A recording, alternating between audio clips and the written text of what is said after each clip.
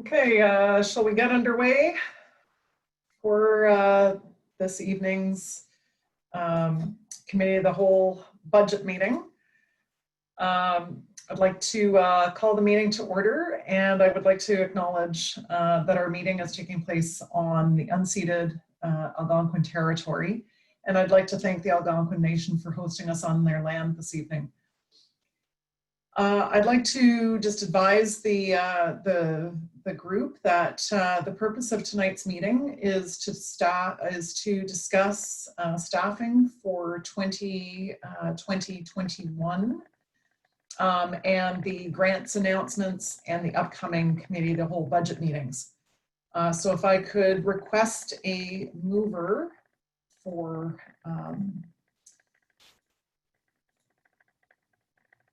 okay, thank you, Trustee Boothby. I don't believe I need a seconder for that. So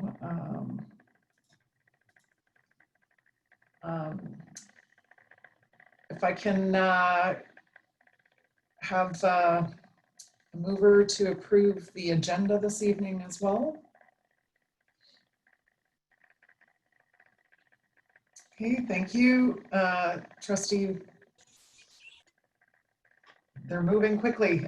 Trustee Huff, thank you. And are there any changes to the agenda this evening? Okay, seeing none, can I ask all trustees to vote? All those in favor?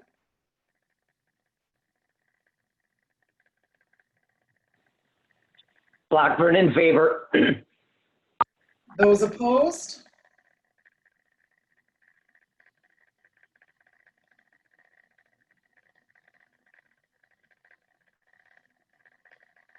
I'm still seeing hands up. I just want to double check. And any abstentions? Okay, thank you very much. So we'll move on then to delegations. There are no delegations for this evening's meeting. So we'll move right into matters for action and report 20-058, administrative support staffing. And I call upon the director to introduce the report this evening. Thank you, and through you, Madam Chair. We do have the staffing report that is different from the one that came to us in the spring, as it is now looking at our administrative and support staffing that we would like to propose to come forward. While we recognize that this typically comes with the whole budget package, it will not come with the whole budget package today, as CFO Carson will explain in a later report, having just received the GSNs. But in our last meeting, we did talk about the necessity to move forward with certain staffing decisions. And so we have Superintendent Janice McCoy is here with us to take us through the beginnings of this report and to field questions as they should arise. So I'll turn it to Superintendent McCoy.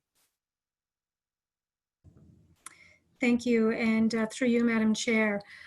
This evening, we are bringing forward a preliminary report with regard to our administrative and support staff. Trustees will note that the vast majority of the positions being brought forward are school-based support, including education workers who work in our classrooms providing direct support to students, including our EAs and ECEs, as well as the education workers who play an important role supporting school offices and ensuring that our schools and classrooms are clean, healthy, and safe for student and staff. We're also bringing forward a couple of positions for support in our central departments that I'll provide more information about shortly. It is important to note that senior staff's discussions with regard to additional potential recommended changes in some key areas are still ongoing. The release of the GSNs this past Friday will certainly help to inform those discussions. So just want to highlight that additional recommended changes will be coming forward as part of the overall staff recommended budget later this summer. So within the district, the majority of our administrative and support staff are employed in unionized positions that fall within one of the 5 education worker bargaining units in the district. All are represented by OSSTF, and we've provided a summary of those in Table 1 of the addendum to the report. There are, of course, a number of union exempt positions as well who largely work in our central departments in the board office. For 2021, in general, it's anticipated that our administrative and support staffing levels will remain relatively stable for the most part, and that is again subject to a further opportunity to review the GSNs. In some cases, tentative allocations and assignments have already been communicated, at least in part, in order to meet collective agreement timelines related to the staffing processes, particularly for our school-based staffing, where much of it has occurred through the latter part of May and into June. The preliminary plan that we're bringing forward includes a request to approve the proposed allocation for our educational assistants, our early childhood educators, school office and school-based technician staffing, our custodial staff, and as I said earlier, a small number of positions to support central departments. The addendum to the report also highlights additional positions that are available through funding that has been provided as part of the recent OSSTF Education Workers Central Agreement. And I will be making reference to there's more specifics around that funding as we go through the specific recommendations. In general, our admin and support positions are established at board discretion. There are no specific staffing formulas set out in the collective agreement or in regulation. And administrative and support staff are funded from a variety of envelopes within the GSNs. The total, as part of the central agreement, the additional funding provided as support for students funding provides for additional positions to be added within several of our bargaining units, including our PSSPs, our ESP, which is our education support professional, our student support professionals, specifically our EAs within that bargaining unit, as well as our plant support staff unit. And Table 2 in the addendum provides more information in terms of the breakdown of the funding across those bargaining units. It should be noted that our discussions with the respective union representatives as required by the central agreement are ongoing, and we are in the process of finalizing both the allocation of those funds across the different bargaining units and the deployment of those funds in terms of specific positions. These additional positions that are funded from the Support for Students funds are being highlighted this evening as part of our preliminary report, so that once our discussions with the bargaining units are complete, we can proceed with plans for filling the positions so that they can be in place starting in September as well. Our staffing recommendations have been broken down into 3 main areas: special education, our school-based, and central departments. Under special education, staff is seeking approval for a complement of educational assistants for next year. As trustees are certainly aware, our EAs play a critical role supporting students with special education needs across the district. As part of the 2019-2020 approved budget, there were a total of 750 FTE EA positions approved. Mid-year, an additional allotment of 25 FTE EAs were approved for a total of 775. Staff's recommendation is that those additional positions continue for next year. And in addition to that, that the complement be further enhanced by an additional 19 FTE positions, which would be allocated to support the new specialized program classes that were outlined as part of the academic staffing report that was brought forward at the end of March. In addition, as indicated in Table 2, an additional 19.5 FTE positions are available through the Support for Students funding. And so in total, staff is recommending an allocation of 794 FTE positions for EAs to be further augmented by the additional 19.5 FTE positions provided through the Support for Students funding. Another important area of special education in terms of our admin and support staff are the professional supports, including our psychologists, social workers, and other professional staff. At this point, staff is not bringing forward a specific recommendation around the complement of our PSSPs for next year, as we've been awaiting additional details with respect to any additional funding in the area of supports for mental health in order to finalize any recommendations for changes for next year. Of note, again, in terms of our support for students funding, an additional 1.3 FTE positions will be available through that funding to be allocated to professional positions to support students. Moving then to school-based staffing. We're bringing forward staffing in several areas under this heading. First, our early childhood educators.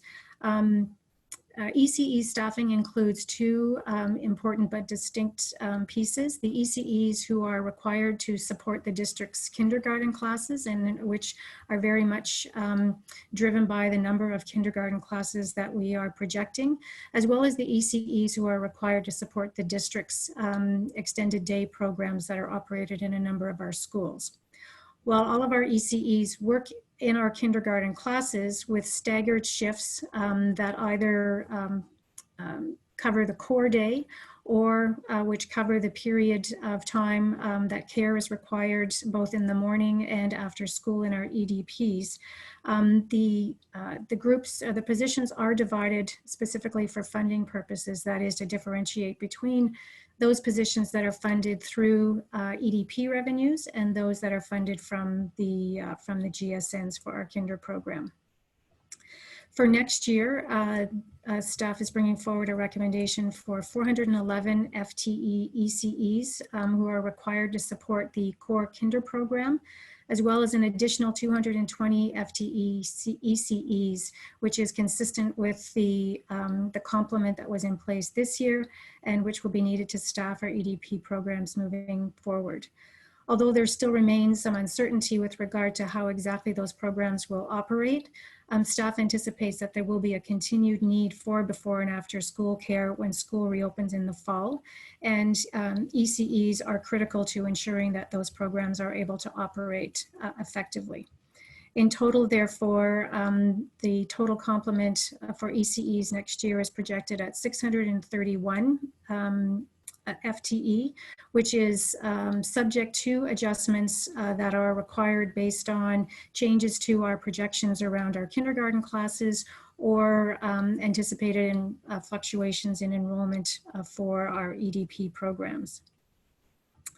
The second area under school-based supports is our school office and technician staffing. All of our elementary and secondary school offices are staffed with a school office administrator, and then there are additional staff provided for support, primarily school office assistants, and the number of office assistants assigned varies based on the size of the school. Our elementary schools are also allocated library technician support, which again varies from support that's provided for the equivalent of 2 days a week to 3.5 days a week, again, depending on the size of the school. Within our secondary schools, the technician allocations for next year have been adjusted to reflect a change that was made to redeploy what were our instructional student support technicians, or ISSTs, to BNLT field technicians who will be deployed to support a family of schools and their IT needs beginning next year. More information on the allocation of school office and technician positions is provided in Table 3 in the addendum. In addition to the totals outlined in the table, which effectively represent a status quo allocation, again, based largely on any fluctuations in enrollment, and the redeployment of the ISSTs. The support for students funding also provides an additional 16 FTE ESP positions. And while ESP positions are not only allocated to schools in our offices and in our technicians, but also in central departments, based on preliminary discussions with the union representatives, it is likely that at least some of those positions will be allocated to support school offices next year. It's would be staff's intent to proceed with allocating and staffing those additional positions once our discussions with the union are concluded and based on the outcome of those discussions, of course. Moving then to custodial services and specifically the custodian positions that are allocated to our schools. We're not bringing forward the allocation of maintenance staff this evening, but again, those positions will be coming forward, including any recommended changes as part of the overall staff budget. But we did feel it was important to bring forward the custodial services complement this evening. The 1920 operating budget provides for a total allocation of 708.62 FTE custodial staff, which includes both our full-time and our regular part-time staff. As we move into next year, we anticipate that there will be an increased need for custodial services as we specifically around the anticipated enhanced cleaning and disinfection requirements that will be required as we return to learn and work next year. However, at this point, it's not clear whether additional funds will be made available from the province to accommodate the increased need. And so what we're bringing forward this evening is a status quo a recommendation. However, it is possible that some additional positions may be part of further recommendations when they come forward. However, of note, there are an additional 16.6 FTE positions available through the student support funds within the PSSU bargaining unit. And again, although discussions with representatives of the union are ongoing, preliminary discussions indicate a general agreement that the majority of these additional positions should be used to augment our current custodial complement as we move forward to next year. And so again, subject to any additional information around funding and ongoing assessment of what our needs will be next year in this area, we will be moving forward at least with the complement that is in place, supplemented by the positions funded through the student support funding. And again, keeping in mind that there may be some additional positions that come forward as part of the overall budget later this summer. The next area is we're bringing forward a couple of changes with in the area of our Safe Schools program.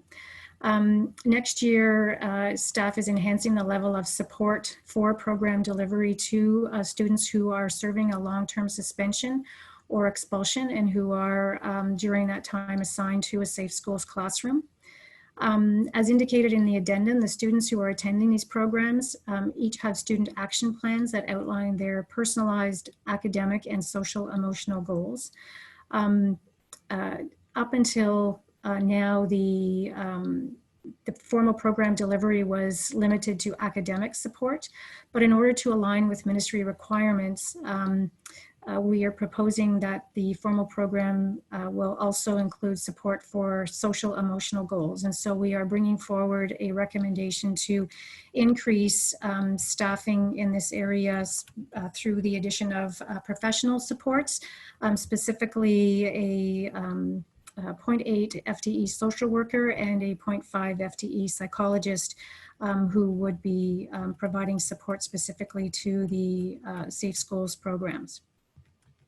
And finally, moving to our central departments, In general, we are deferring any specific recommendations for changes or for staffing in central departments until we bring forward the full staff recommended budget.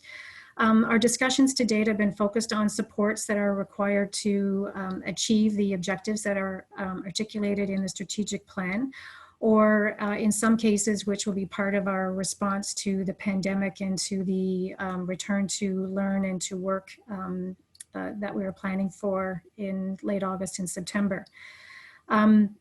However, there were a couple of positions that were identified which have been prioritized for preliminary approval so that we can move forward with staffing these positions in time for them to be in place for the beginning of the new budget year. First, in business and learning technology, as part of the review that was conducted about a year or so ago, a new organizational structure was recommended and has been approved by Directors Executive Council. As part of the reorganization, staff seeking approval now for the creation of 2 new positions, specifically a team leader in security and identity, which will be a critical part of the district's work around network security, as well as a team leader in learning technology, team leader for learning technology specialists. And as I say, both positions support the department's work in 2 key areas: network security and supporting student and staff learning through the use of technology. The other area is a recommendation to establish administrative support for our Human Rights and Equity Office. As has been reported previously, we have established with funding from the Ministry of Human Rights and Equity Advisor position, and it will be important to ensure that the work of that position moves forward effectively by providing the appropriate administrative support as well to ensure that the work in that area can be accomplished. And so we are recommending the addition of a 1.0 FTE administrative position to support the Human Rights and Equity Advisor. And so we have provided in Table 4 a summary of the changes that we are recommending from the current complement of staff in these areas moving forward for next year, and have also provided costing information in the appendix. And so I know my senior staff colleagues are here as well, many of them who have specific responsibility for some of the areas that we are bringing forward. And so we, with that, happy to try and answer any questions, and I know my colleagues will be available as well. Thank you very much, Superintendent. Madam Chair, may I be on the list, please? Yeah, I've got you on the list, Trustee Blackburn. Thank you. Just before we go to I have quite an extensive speakers list, just a couple things. There's somebody with C20520 number. Could you please identify yourself to the moderator? Yes, So this is Charles from Budget. Okay, thank you, Charles. Welcome. That's appreciated. Okay, and I have Trustee Lyra first, then Trustee Huff, Trustee Bell, Trustee Campbell, and Trustee Blackburn. And I just want to remind people, you have 3 minutes per round, and we do have a board meeting scheduled at 7 p.m. this evening. So just a reminder of timing. So over to you, Trustee Lyra. All right. So can everybody hear me? I'm seeing some nodding. Excellent. So my question is, last year, I heard about how the system desperately needed additional EAs. The board approved 750. And all of this year, I heard about how we needed additional EAs. Now we're looking to approve 44 more. And I have to ask, is this enough, or will we be back next year saying we didn't hire enough people?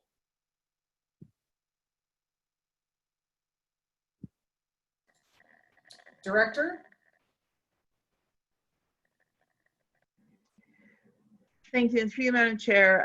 That's a really good question, and it is, of course, always the million-dollar question around how it is that we generate the number that we're coming forward with. So there is a combination of factors. One of the factors, of course, is the projection and of where our students are coming from, and the movement and shift of our students with these kinds of needs that require an EA through the system.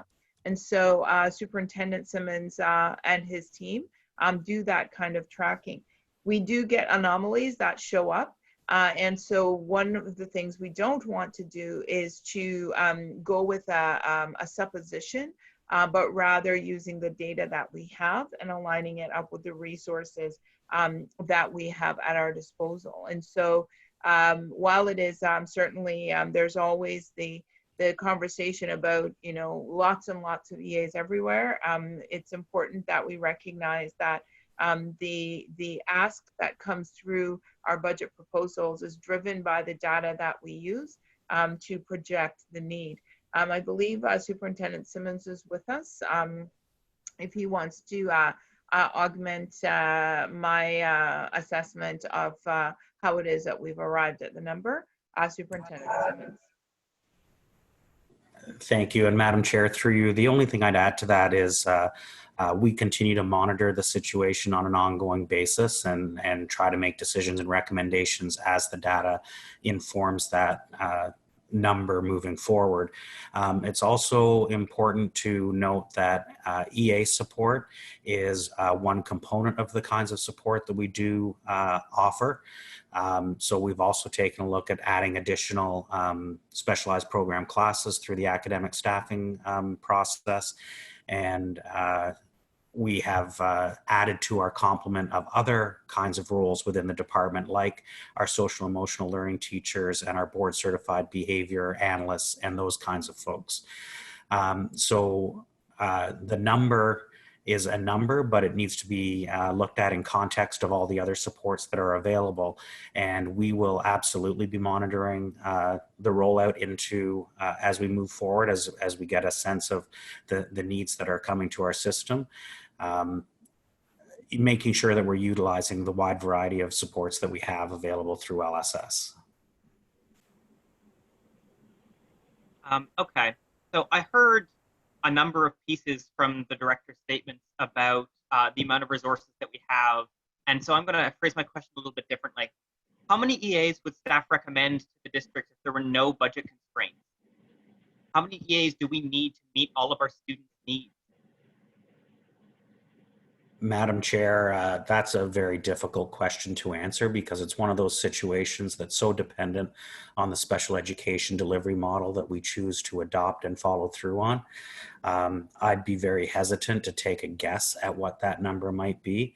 Right now, our best thinking is the number that we're at, but it is a fluid kind of approach. So we may end up in a different situation later on, but I would have a hard time asking trustees to contemplate a number that I don't have data to support on at this point.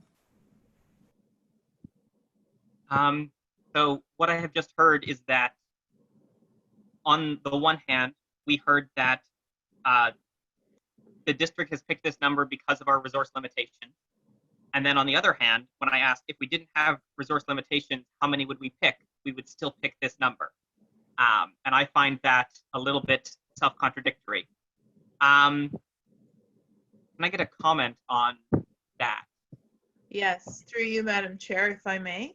And so we need to be careful around the notion of picking a number because the combination, as we drive through the development of the budget, we are very cognizant of the budget restraints and the funding that we do have for a variety of areas of focus. Plus, we consider what the needs of our students are, and then we use the information and balance out a proposal.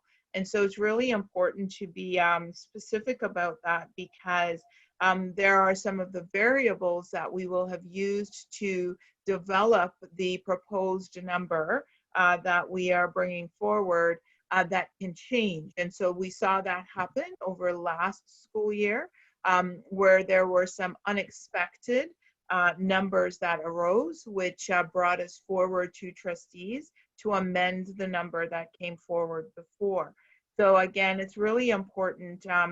I just wanted to draw trustees' attention to the notion of picking a number because that suggests a level of arbitrariness where we're trying very hard to ensure that we're demonstrating a high level of responsibility to our students, but also to our responsibilities around our allocating of resources and using data to inform what we're proposing. It's a question of a balance of multiple variables. It's not one or the other. Okay, I'm going to table my EA questions for a minute. I just want to confirm that the funding for SROs and our partnership with OPS is not in the Safe Schools budget that we're going to be approving today. It doesn't look like it to my reading. I just wanted verbal confirmation that is not the case. Director or superintendent? That's correct. That's correct, Madam Chair. Thank you so much. Is that it for your questions, Trustee Lyra? I've run out of time by my clock, but I will let you know if I have more. Okay, thank you. Over to Trustee Huff. Hi, my question pertains to actually the staffing of these positions. At one of the meetings that we were at back in the fall, which seems like forever ago, we were told that there is actually some difficulty in terms of staffing some of the professional positions, the speech language pathologists, that we just don't have enough bodies to fill these positions. And if we're going, we're making these great allocations, and I'm worried specifically about perhaps staffing the allocations pertaining to mental health support. Are there professionals available to us? Can we, are we going to pass this budget and not be able to fill these positions?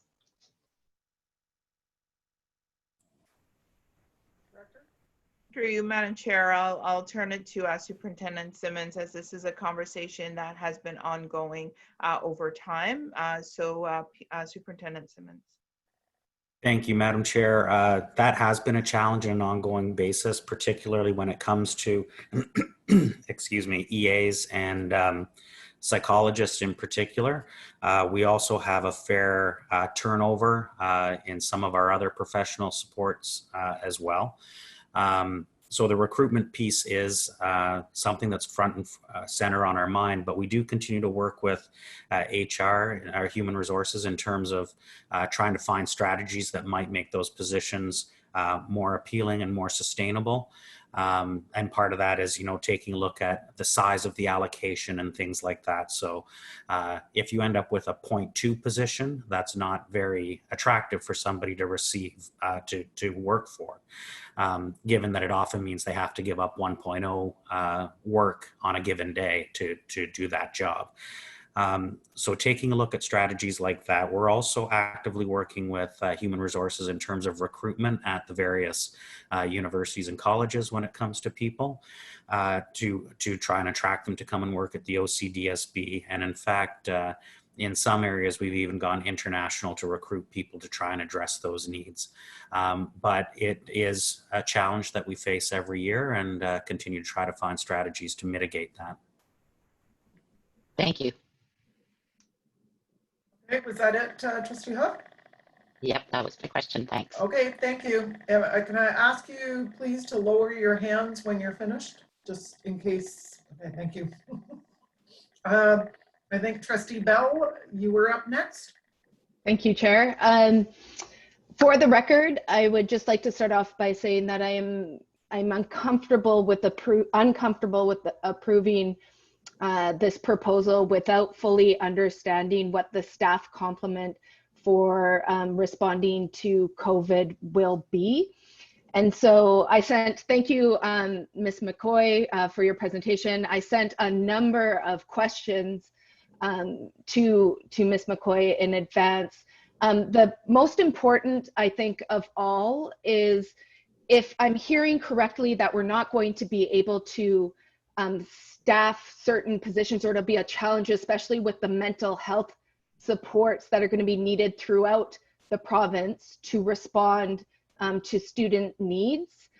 I'm worried that we're doing that later instead of sooner right now. The other component of this that I would like to address is if you look at key considerations, bullet or number 3, bullet 3, we have said quite clearly that we are going to prioritize services and supports for students who may be at risk. Students have traditionally been underserved by typical structures. Now, when I read through this memo, and then when I read through the annexes, how we are doing that is really not clear to me. So I guess if it can't be done in this instance, I think when you come back to propose the type of support, mental health support that we'll need going forward, I'm hopeful that we will be able to address how varying needs. So for example, the mental health of racialized communities, when we're talking about people of Asian descent and how COVID has led to an increase of harassment, when we're talking about what's happened not only just during COVID, but with the emergence of anti-Black racism, when we're talking about what isolation has done to the mental health of the LGBTQ, sorry, I don't have it all together. Those types of things, I'd like to see how we're going to support them, where we're going to support them, and who's going to be supported by these positions, and what's the right makeup as well. If we're increasing these EAs, if we're increasing LSS support staff, what is that actually going to look like? What are the scenarios that are going to support our students through a very potentially traumatic time when we get back to school? Thanks. Director? As always, Trustee Bell has many questions in one question. So I will make an effort, and I do know that Superintendent McCoy as well as Superintendent Simmons have been having these very same discussions. So a part of our challenge when it comes to the mental health piece as well as the COVID piece, and we do know that the impact of COVID has yet to be realized because there are many unknowns. We are making some suppositions based on good research and good professional knowledge, but again, there's going to be a lot more that will emerge over the course of next school year. So as we try to anticipate what those pieces are, one of the things we do have to consider is how it is that we redirect the current resources that are in place in terms of how the work will be shifted and adjusted to address some of the emerging needs coming out of COVID. That said, we also know that the Minister of Education has indicated an enhancement to resources and the direction of resources there. And trustees will be aware that that kind of information comes in waves, if you will. That doesn't necessarily always give us the number and the direction and so forth. And we saw that over the course of the funds that are being deployed for summer and supporting some of our students in the summer. And so what we are trying to do is to work with the information that we have, anticipating that there will be additional information. But in terms of a deployment plan, to be quite frank, Trustee Bell, we have not put our minds to that from an explicit point of view, while it is that we recognize that there will be needs and that we have a notion of where those needs fit and where those roles will come in. You made allusion to a full implementation plan, if I'm understanding the question correctly. And I can't tell you that we have a full implementation plan because we continue to learn and analyze. So some of that analysis will come once it is that we have some of our students back in place with our staff as well, and learning more about how the needs can be adjusted. But we do know that we will need to have staff on hand to meet those needs. Superintendent Simmons, I do know that you've been working with Dr. Dushner around a view to some of this work, and perhaps you might be able to make a more explicit commentary beyond what I've said already. Thank you. And Madam Chair, the one thing I'd add, I think, is that the landscape is shifting so fluidly and we don't know what it's going to be like when we arrive. So we're being very active in our involvement with organizations like School Mental Health Ontario so that we can be collaboratively developing plans across districts to support students upon a return. You will have heard me say before, we know that most of our students will return and be supported quite well in an environment that's warm, welcoming, and safe upon their return.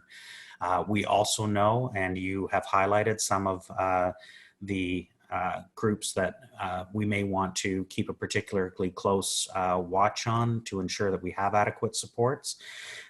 Trustee Bell, so we are looking at having a fluid model in September. So we obviously haven't had a September like this ever. And we have a pretty set kind of routine of what our mental health professionals do as we move into September. We're talking about having to shift the kinds of focus that they typically would do in September to address those emerging needs at the school level. The other piece that we're very actively involved in terms of our planning are the community mental health tables in the city. We have to remember that we are part of a bigger organization, a bigger structure across the city in terms of providing mental health and well-being supports. And recognizing our role within it around identifying early for people who require tier 3 kinds of supports in a mental health community agency, and trying to navigate those supports as well, while simultaneously focusing on our real big work, which is around building those baseline kinds of supports into schools and into the practices that our staff engage in every day, and ensuring that we're doing what we can to help mental health and well-being being front and foremost of the conversation. So there will be more plans coming, but in all honesty, it's shifting at a furious pace as we get different announcements from the ministry and different directions coming out of School Mental Health Ontario. It is definitely on Dr. Duschner's mind in terms of what is it going to look like upon a return to school in September. You have a few seconds left. Trustee Bell, do you have Okay, a question? just to, thank you very much. Just to further reiterate, so when it comes to bullet point number 3 and how that is reflected throughout this memo, is it possible within the future to really understand the intersectional lens and how we are serving traditionally underserved communities with our budget decisions? Is that a possibility? And then, yeah, just a comment on that.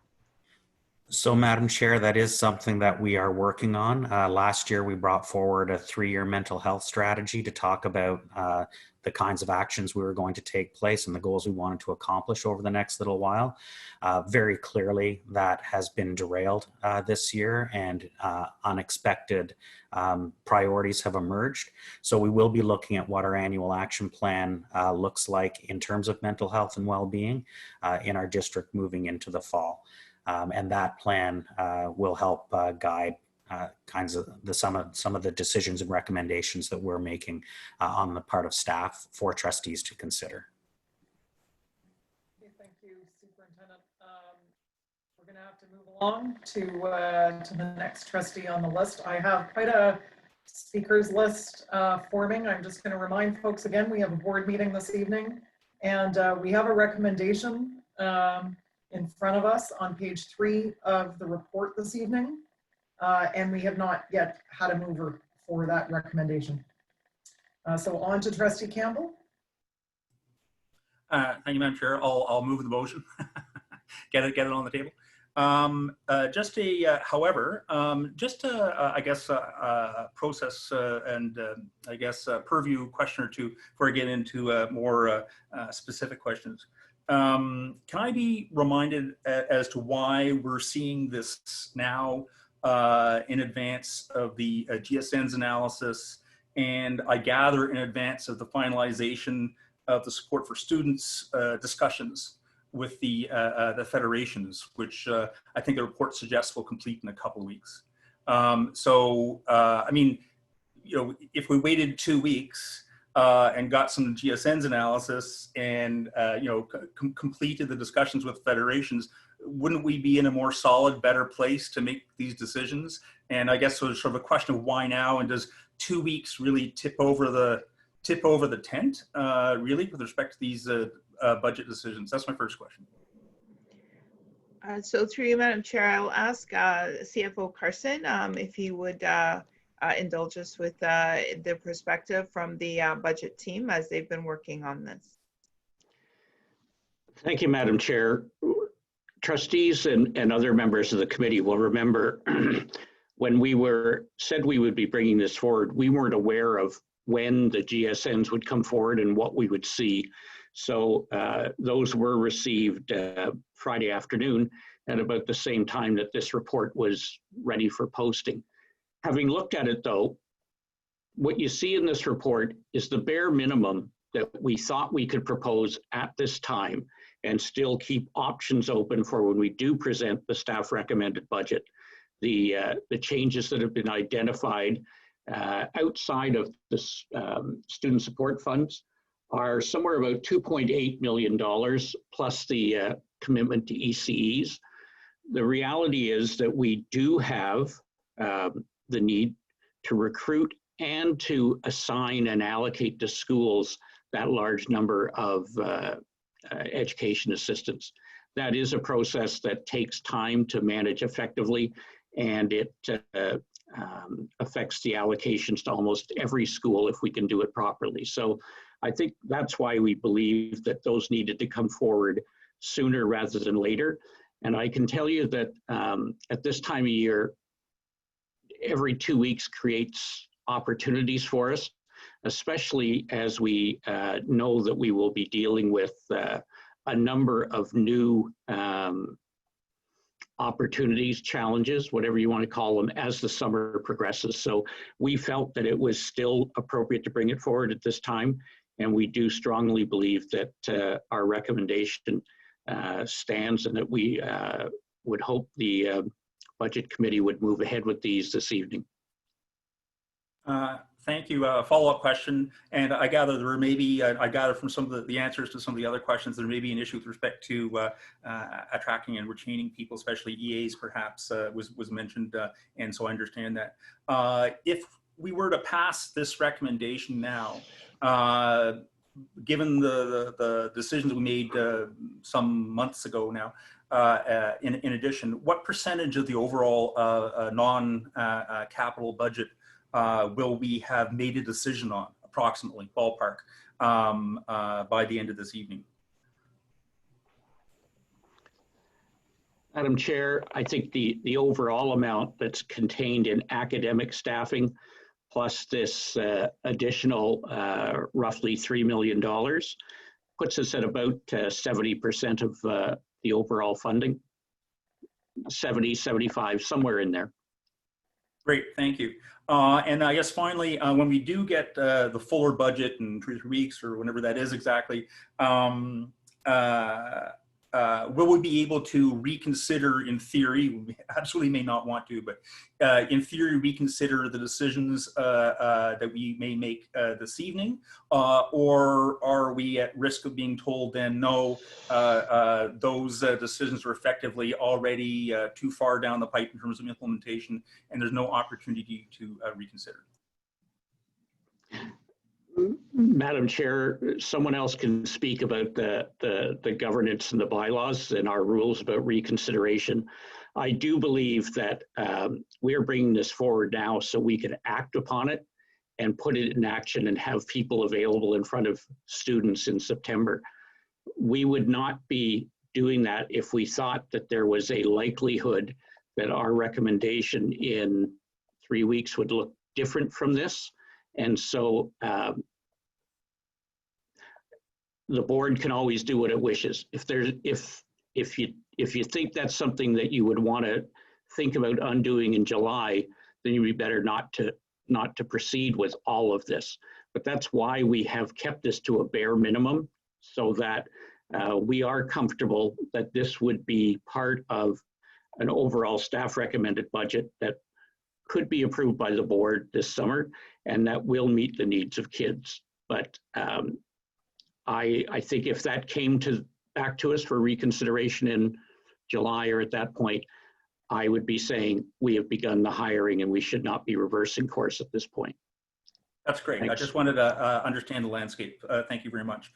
Moving on, and Madam Chair, I will probably have to be put back on the list, but I'll finish my time.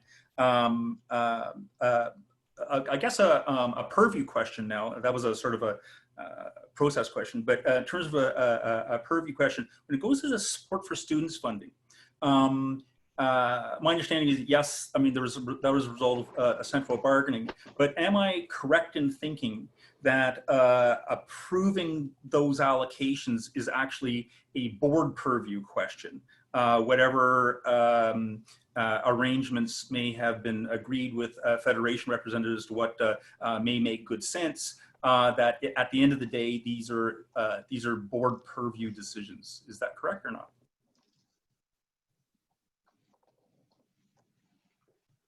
I'll ask Superintendent McCoy to address that question. As you are quite right, it does, the funding does come out of the negotiations, the central negotiations, and it's a bit of a carry forward, if you will, from the last set of negotiations where that was a fund that was established with some parameters around it.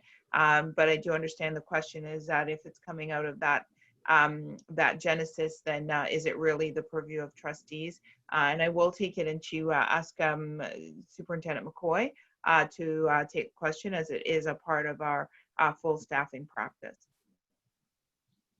Thank you, and through you, Madam Chair, certainly there are some aspects of those positions which are set forth in the agreement, and so to the extent that the commitment was made as part of the central agreement, there's an expectation that it will be implemented in that way. And so in that regard, I'm speaking to the way in which the total amount, for example, is allocated as between the bargaining units. And so it would not be, for example, within the board's purview to decide that all of the funding should be applied to a particular bargaining unit versus the other, because the agreement itself is quite clear in terms of how the funding is to be allocated. It's also clear that the parameters around which govern the way the funding is to be applied, so the criteria that we've set out in terms of supporting special education and mental health initiatives and supporting clean and healthy schools is also part of the agreement.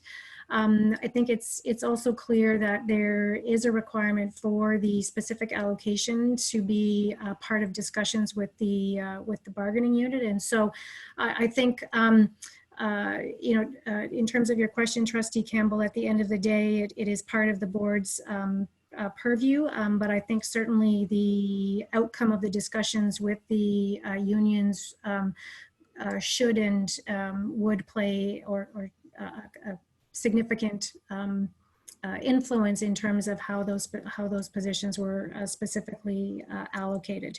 And the intent of bringing them forward this evening was to provide, again, some indication as to opportunities to enhance some of the areas that we have identified and to signal where we could specific enhancements. So for example, custodians and the EAs are additional EAs, and so again, there is really little to discuss there in terms of those additional positions will be EA positions in terms of where they are allocated, and similarly in terms of support for school offices. Thank you very much. So that's helpful. And if the Trustee Campbell, you are out of time. Yeah, thank you. So over to Trustee Blackburn.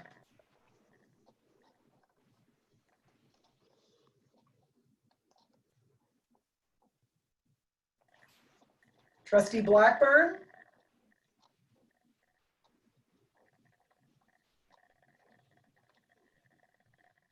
Okay, I'll move to, Hey.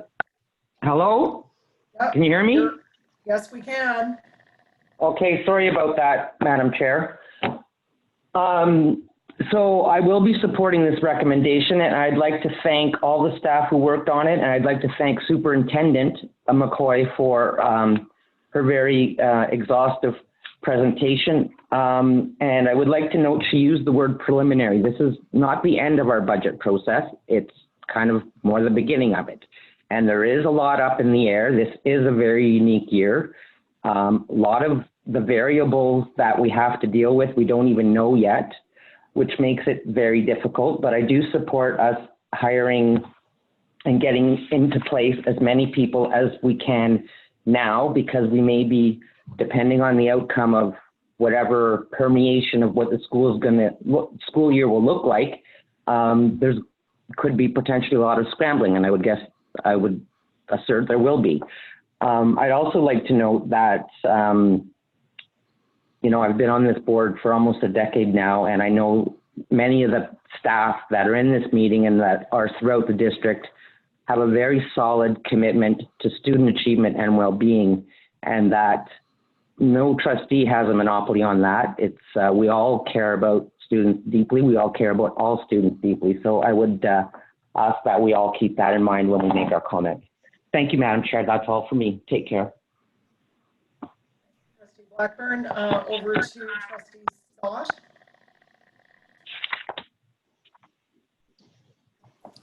Thank you, Madam Chair.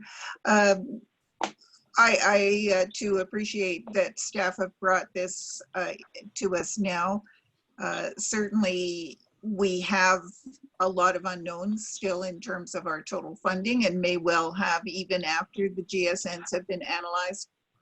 But there are some things that take time, and let's face it, summer is going to be a very busy time for recruiting staff and managing all of the business of allocations and transfers, and just making sure that people's qualifications match up exactly with the students that they're going to be working with.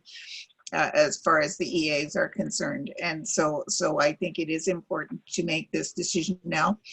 Trustee Campbell previously asked about the possibility of reconsideration. Historically, we have always been able to add things in the course of making our decisions on our staff recommended budget.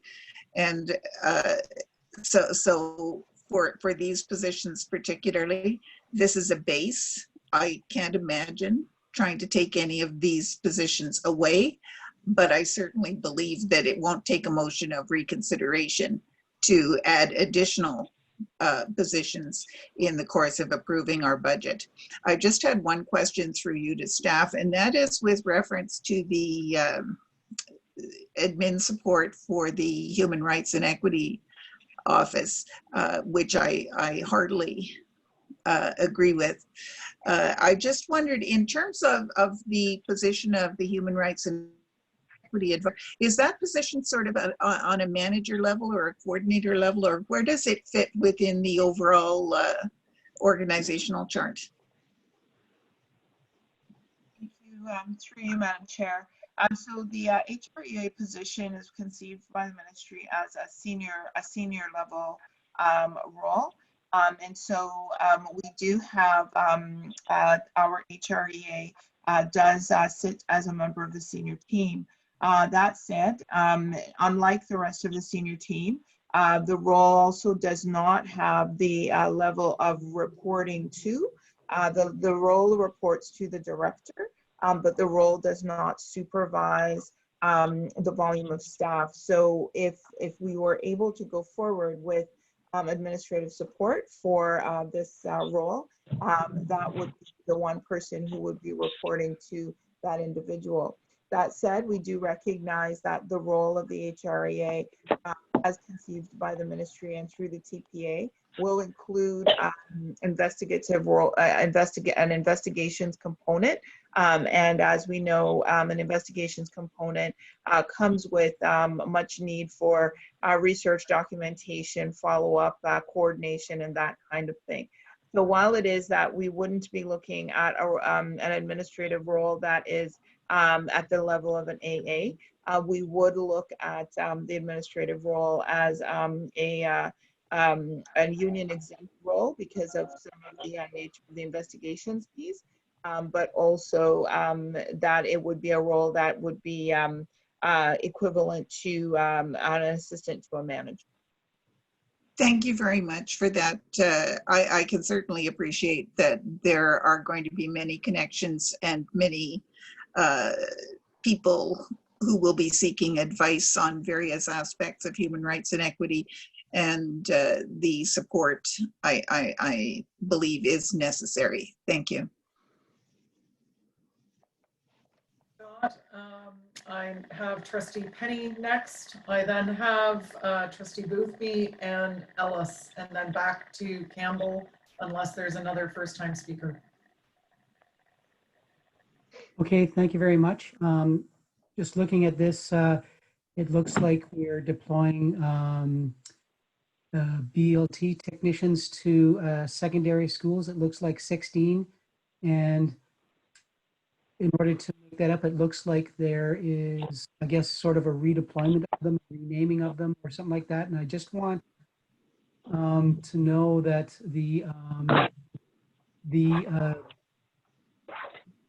that's really, you think that's going to cover the possible new school model that we're going to have to implement in the possible model that we're going to have to implement in the new year? Is 16 going to be enough to enable all the technology that we're going to possibly have to deploy in all likelihood?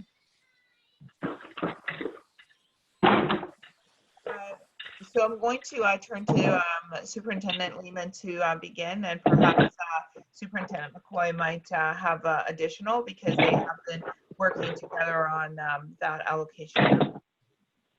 Sorry, can I ask, someone's making a lot of background noise. Can you, who's ever not on mute, please put your phone on mute. Thank you.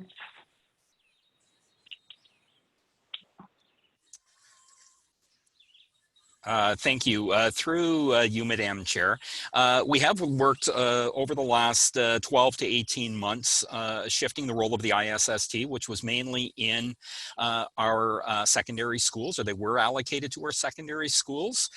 Secondary schools could allocate their own technicians, so not every secondary school had a full-time or even a part-time, in some cases, ISST. So what we've done is, when we've looked at that model, we currently have 9 technicians in BNLT. We're adding the 16 to come to 25. So we have a family of schools, a technician that would be associated with each family of schools. And that technician will sort of be a key point that will be on the ground, that will be in our schools supporting staff and supporting students. But we also have support centrally in many different areas as well. So while they're the frontline support, they are not the only support. It is a new model, and one of the reasons why that we are seeking a team leader in that area is to coach and support the half of those folks generally. So we already have another supervisor in that area, and so we feel comfortable certainly with those numbers, being able to now support both elementary and secondary schools. Okay, thank you very much. And is the role of those technicians also to like help the end users, like for instance, students that and families that may have like really severe challenges? I know we did a lot of work this spring to help those, but I can see that you know, some of those families may even have further challenges. Should our model be one of you know, more remote learning and not synchronous learning? So is that their role, is to help those families as well? Sorry, through you, Madam Chair. Good question, Trustee Penny. We have evolved the job description, so working with our union partners around this, that that role will begin to do some of that work. So they'll support students and they'll support our staff in our schools, but you know, as necessary, and we know as more technology is being used and is going to be required, that role can serve as a sort of a frontline support role to assist families as well. So yes, that will be occurring. Okay, thank you very much, Madam Chair. Okay, thank you, Trustee Penny. On to Trustee Boothby. Thank you. And all my questions for the additions have been answered. So I'd like to ask a couple of questions on the ministry GSN memo, if I might. And my first. Yes? Sorry, Trustee Boothby, we're going to be getting to the GSN memo after this item. Okay, so I'll wait till then. Okay, thank you very much. So we'll move on to Trustee Ellis. Thank you. There was some discussion around the EAs about the needs being data driven. I'm wondering if we can be given some examples of what data is looked at. I'm thinking, are IEPs looked at? And because I know in some IEPs, there are specific EAs attached to some of the students, not always. And as well, for for the tiered intervention, if tier 1, basically no EAs, but for the higher tiers, there may be EAs available. So generally, I just like to understand a little better what is some of the data that drives the evaluation of the need for EAs. Thank you, Trustee Ellis, and through you, Madam Chair. Certainly, a very good question, because a lot of times we talk about data, but the question is where does the data come from? And so the trustee has identified and itemized a number of places: IEPs, the IPRC process, observation, and evolving needs that come out through teachers and teacher practice with our students. And so I'm going to turn it to Superintendent Simmons, because one of the things I think it's important is to recognize that when we talk about data in this way, it's not static and it's not an algorithm. And so that's a really important piece to this, that again, it's not an algorithmic outcome to generate the data. But I'll turn it to Superintendent Simmons to give a more fulsome response. Thank you, and Madam Chair, through you, in addition to what the director has mentioned, we each spring we send out a submission to each school where school teams are asked to take a look at the student needs as they understand them at that time, and they prepare a submission for us, at which time we take a look at the needs across the district within each of our schools. And take a look at a variety of data pieces. So on a school level, you might be looking at number and nature of specialized program classes, number of students on an IEP. We get more specific information from each school around individual learning profiles of the students that they think should be considered as we take a look at the educational assistant allocation. And then we also, as part of the review, involve our learning support consultants in that conversation as well, who are members of the multidisciplinary teams at each school. So they offer any advice that doesn't come as clear across in a written submission based on the conversations they've had with school teams around the needs of the students. And I think we continue to review it. So we have what we call an addendum where school teams will send in updated information. So for example, new students may arrive that they weren't aware of when they submitted the original information for us to consider, or situations may change. And that's part of what happens as we head into the end of June and we take a look at, okay, based on what we're hearing now, are there needs that we need to reconsider in terms of allocations? And that continues right into the fall next year. So for example, we know that students arrive who are unexpected. We always anticipate that. This past year, we weren't anticipating the number that arrived, but we do know that there will always be students new to our district who we weren't aware of in the spring when we did the allocation. So it's kind of a rolling, ongoing assessment of the number of EAs. And we have a number here right now. We also have a number that we allocate to schools in terms of emergency EA allocation, we call them. So when an emerging need presents itself, we're able to give a school a certain number of days EA support to try and assist with the transition of that child in. And we will be continuing to monitor that over the course of the summer and certainly throughout the budget process moving forward, so that we can make sure that we're accounting for, to the best of our ability during the overall budget deliberations, the needs as we understand them at the current time in our district. So it is an ongoing review, and where we are one day could be different where we are the next day, depending on what new information emerges. Thank you. I realize probably more than goes into it, but my understanding is that it's feedback from the schools that drives a lot of it, which is after the fact of this. Last year we brought in another 50 EAs. That was, I'm assuming, through a evaluation of what the system needed. I probably will be seeing if CAC would like to explore this a little more in depth. So I'll leave that. I'd like for Safe Schools program. And again, I'd like some clarification for myself on this program. When I first saw it, I thought it was the supervised alternative learning, but the Safe Schools, is that more the McHugh school that where students are at a specific facility because of safety issues, or does that include also exclusions? Thank you, through you, Madam Chair, and to you, Trustee Ellis. So in terms of the Safe Schools piece, that is representative of a whole different portfolio outside of special education, although we do recognize that sometimes there are overlaps.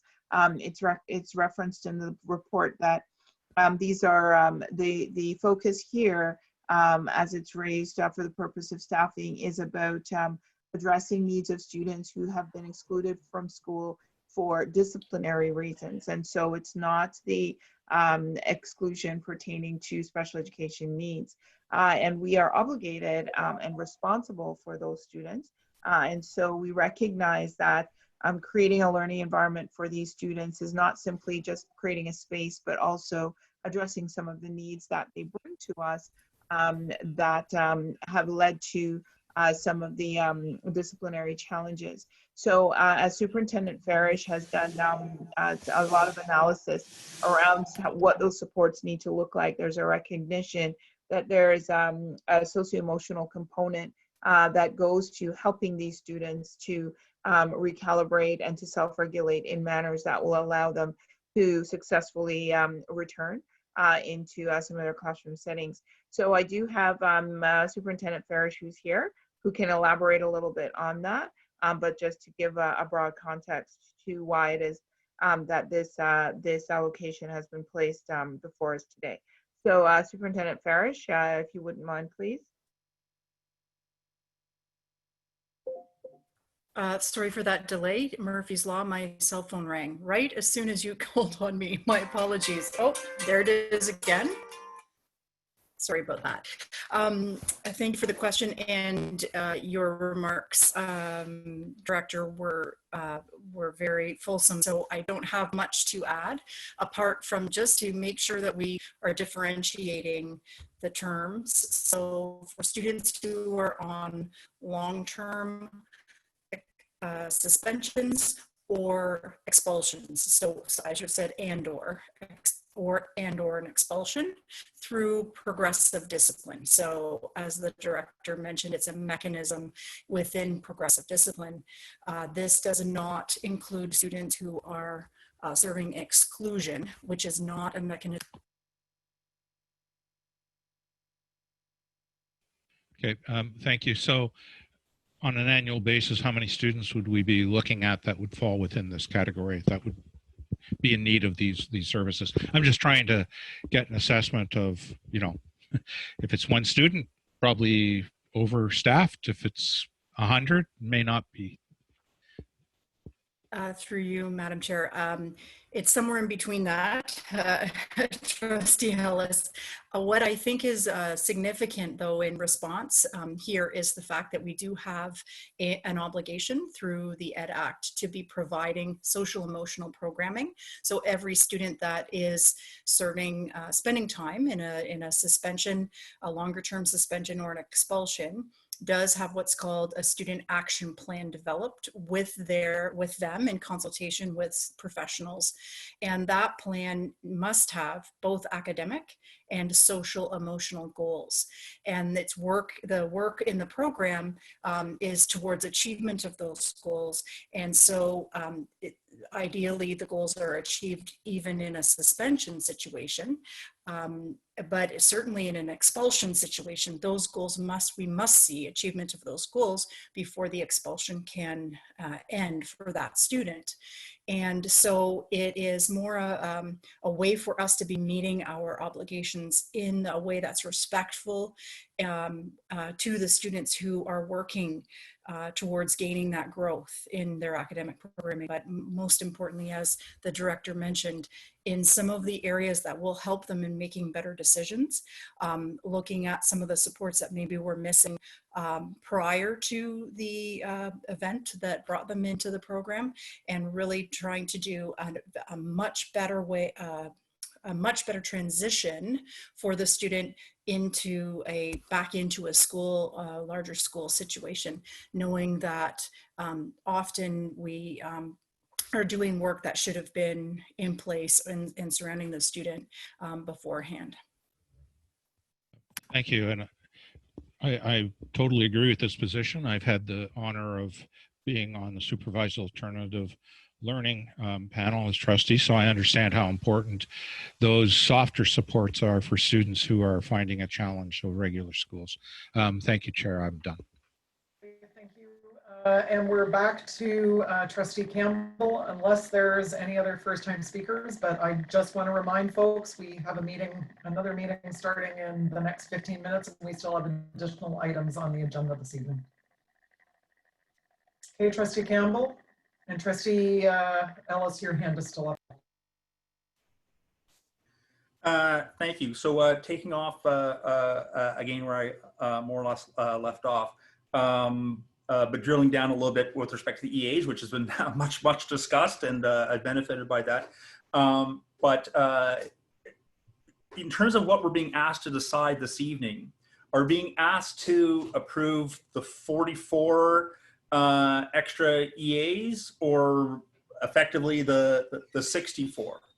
And because I see on page 9 of, what is it, the addendum, I guess, it basically says basically we're recommending X number of staff, and then the sports for students funding is something else that's separate. So I'm just so what are we approving this evening? Is it everything in terms of effectively including the sports for students funding, or everything but that? Director? I'm going to ask Superintendent McCoy if she could clarify. I think the trustee is referencing page 9 and 10 of the addendum, just for clarity. Yeah. Thank you. And yes, Trustee Campbell, it was our intention that all of the positions be approved, so including the Student Support Fund position. But again, recognizing based on your earlier question, in some cases, there is a clearer straight line in terms of this approval and the additional positions. So you were speaking of the EAs, and again, the additional EA positions are just that, additional EA positions. Certainly we were hoping that we would also receive this evening approval for the other positions that would allow us, once we completed the discussions, to move forward with filling those positions based on the discussions, and then providing some additional information to trustees in terms of the specifics. But understand that that may be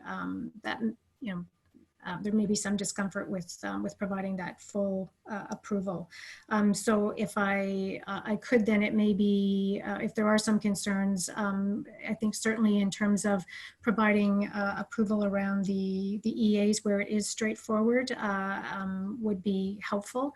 In the case of the other positions, I guess we would then defer till the full approved budget before moving forward.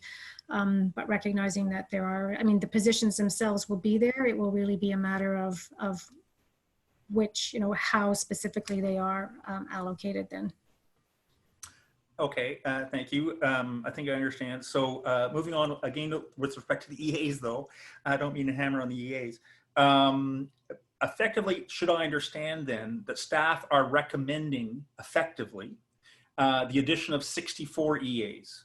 Some are funded one way or 2 or 3 ways, and some are funded another way. But what staff see is a need this coming year for 64 EAs, ballpark. And that if this supplementary SFS funding was not in place, staff would be recommending 64 EAs in any event. Or do I have that wrong?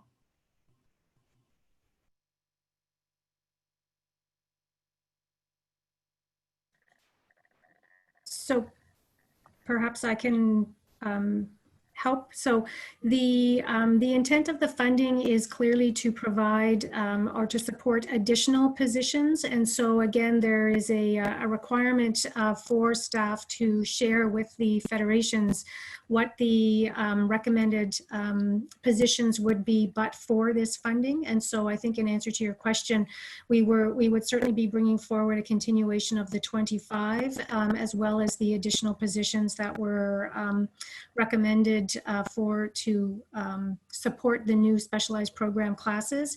And then the additional positions funded from the student support would be in addition to that. So it would be certainly the 44, which would be the 25 and the 19. It's difficult to say, and again, going back to the comments made earlier by Superintendent Simmons and the director in terms of whether, notwithstanding that funding, staff would feel comfortable at this point at least coming forward with the additional 20 positions that the student support funding is providing for. Trustee Campbell, sorry, can I ask perhaps for wrap up on this item? You were the one that moved the motion. And I understand there may be further questions. My remaining questions are part of my wrap up period. That's fine. Madam Chair? Yes. I only ask this because I think it is really just to be clear about what we're voting on. Is basically what we're voting on the expenditure and positions that are outlined in total on Appendix A summary of changes, the table with the numbers and the costs. Yes, that would be correct. Thank you. Thank you very much for the clarification, Trustee Still. Back to you, Trustee Campbell, for wrap up, please.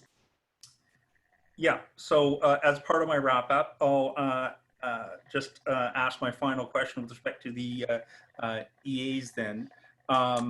It's helpful, or I guess a comment, it's helpful to me, I think, basically what staff are saying, effectively the needs estimation for EAs is a ballpark matter. It is influenced by matters of cost. We're not seeing the 19.5 EAs then as necessarily superfluous to need. But they may not have, I just want to see if I'm correct on this, but staff may not have recommended them if extra funds for that were not clearly available. But staff also do not regard those 19.5 as superfluous to need. And if I could get a staff comment on that, perhaps that would be useful to me. I think the clear answer would be no, not superfluous at all. But I think I'll allow Superintendent Simmons just to put a bow on that, if you would, Superintendent. Thank you, and Madam Chair. Certainly, the additional EAs through the student support for students fund will help augment our levels of support as we look to supporting students in our district. The notion around a human resource as an educational assistant providing support is an interesting kind of quandary, because at the end of the day, we want our kids to be independently successful on an independent basis. So we do continuously try to fade educational assistance support as we look across the district. And it is only one element of the support that a student can expect in the district. So certainly the 19.5 are going to help support some of the new and emerging and changing needs in the district that we're noting through that addendum process that I described to Trustee Ellis. Thank you. Okay, so I take that that was your wrap up then, Trustee Campbell. Thank you very much. So I'd like to call the question on the recommendation on report on page 3 of the report, as outlined in the addendum to report number 20-058. All those in favor?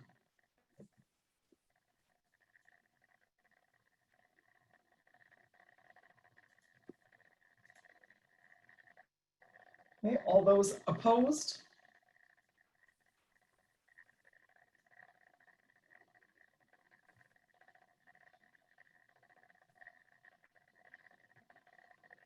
Sorry, I saw some hands going up for opposed. I just want to check again. All those opposed?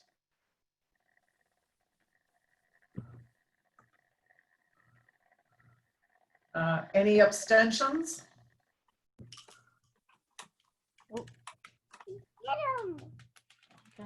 Okay, so that carries. Thank you very much. And again, I'm just doing a time check. We are about to start a board meeting in 3 minutes, and we still have a few additional items on the agenda, including matters for discussion, memo 20-084, the GSNs, and I'm anticipating that this is likely to be a relatively quick item, but likely some questions associated. So Director, if you could introduce the memo, please. I think it went under the couch. Thank you, through you, Madam Chair. Yes, so the trustees will be aware, of course, that the GSNs, the memo for the GSNs came off Friday afternoon, and there was a subsequent follow-up conversation today with the Ministry for Clarity. I will turn it over to CFO Carson, who will address the memo and any emerging questions. Madam Chair, in the interest of time, I will be brief. We did receive that information on Friday. Mr. Gardner and his staff have started to look at it. And as we said in the memo, we need to do more analysis. But I will just briefly say we had a couple of not so much surprises, but things that we had not anticipated. In the B memo, B-08, they did specifically identify $25 million in funding to help respond to COVID costs. Our share of that money, if it's distributed on a per capita basis based on students, is usually around 4%. So we would be looking at about 10 million of that. That's to support investments in technology and to help support student mental health and well-being.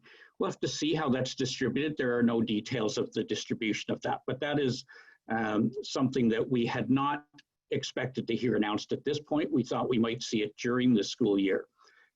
Another thing which was disappointing, the province did not make a change to how they fund students that have more credits than the 34 that they are required to.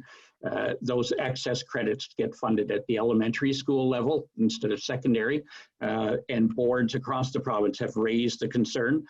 While the ministry said they're not doing anything now, they did say they would monitor it with school boards. The benchmarks have been increased to reflect the new compensation agreements, the new class sizes. The province did indicate that they have made a small increase by adding to our funding the equivalent of one additional day of supply teacher funding for each of our teachers to recognize experience with sick leave. I must admit, we didn't expect we would see that, so that has been positive. They've identified a 2% inflationary increase to the cost of our supplies and utilities in school operations. We were disappointed to see that next year the province will not be adding an inflationary factor to transportation costs. In the past few years, we've been seeing 1% and 2% adjustments, which were reflecting the costs that boards were seeing to at least partially respond to that from contract renewals. So we were disappointed by that. We are looking through that at this point to see what the pluses and the minuses will come to. We'll have a better idea towards probably Thursday or Friday in terms of what the net impact has been. Overall, I don't think it's fair to say we are disappointed.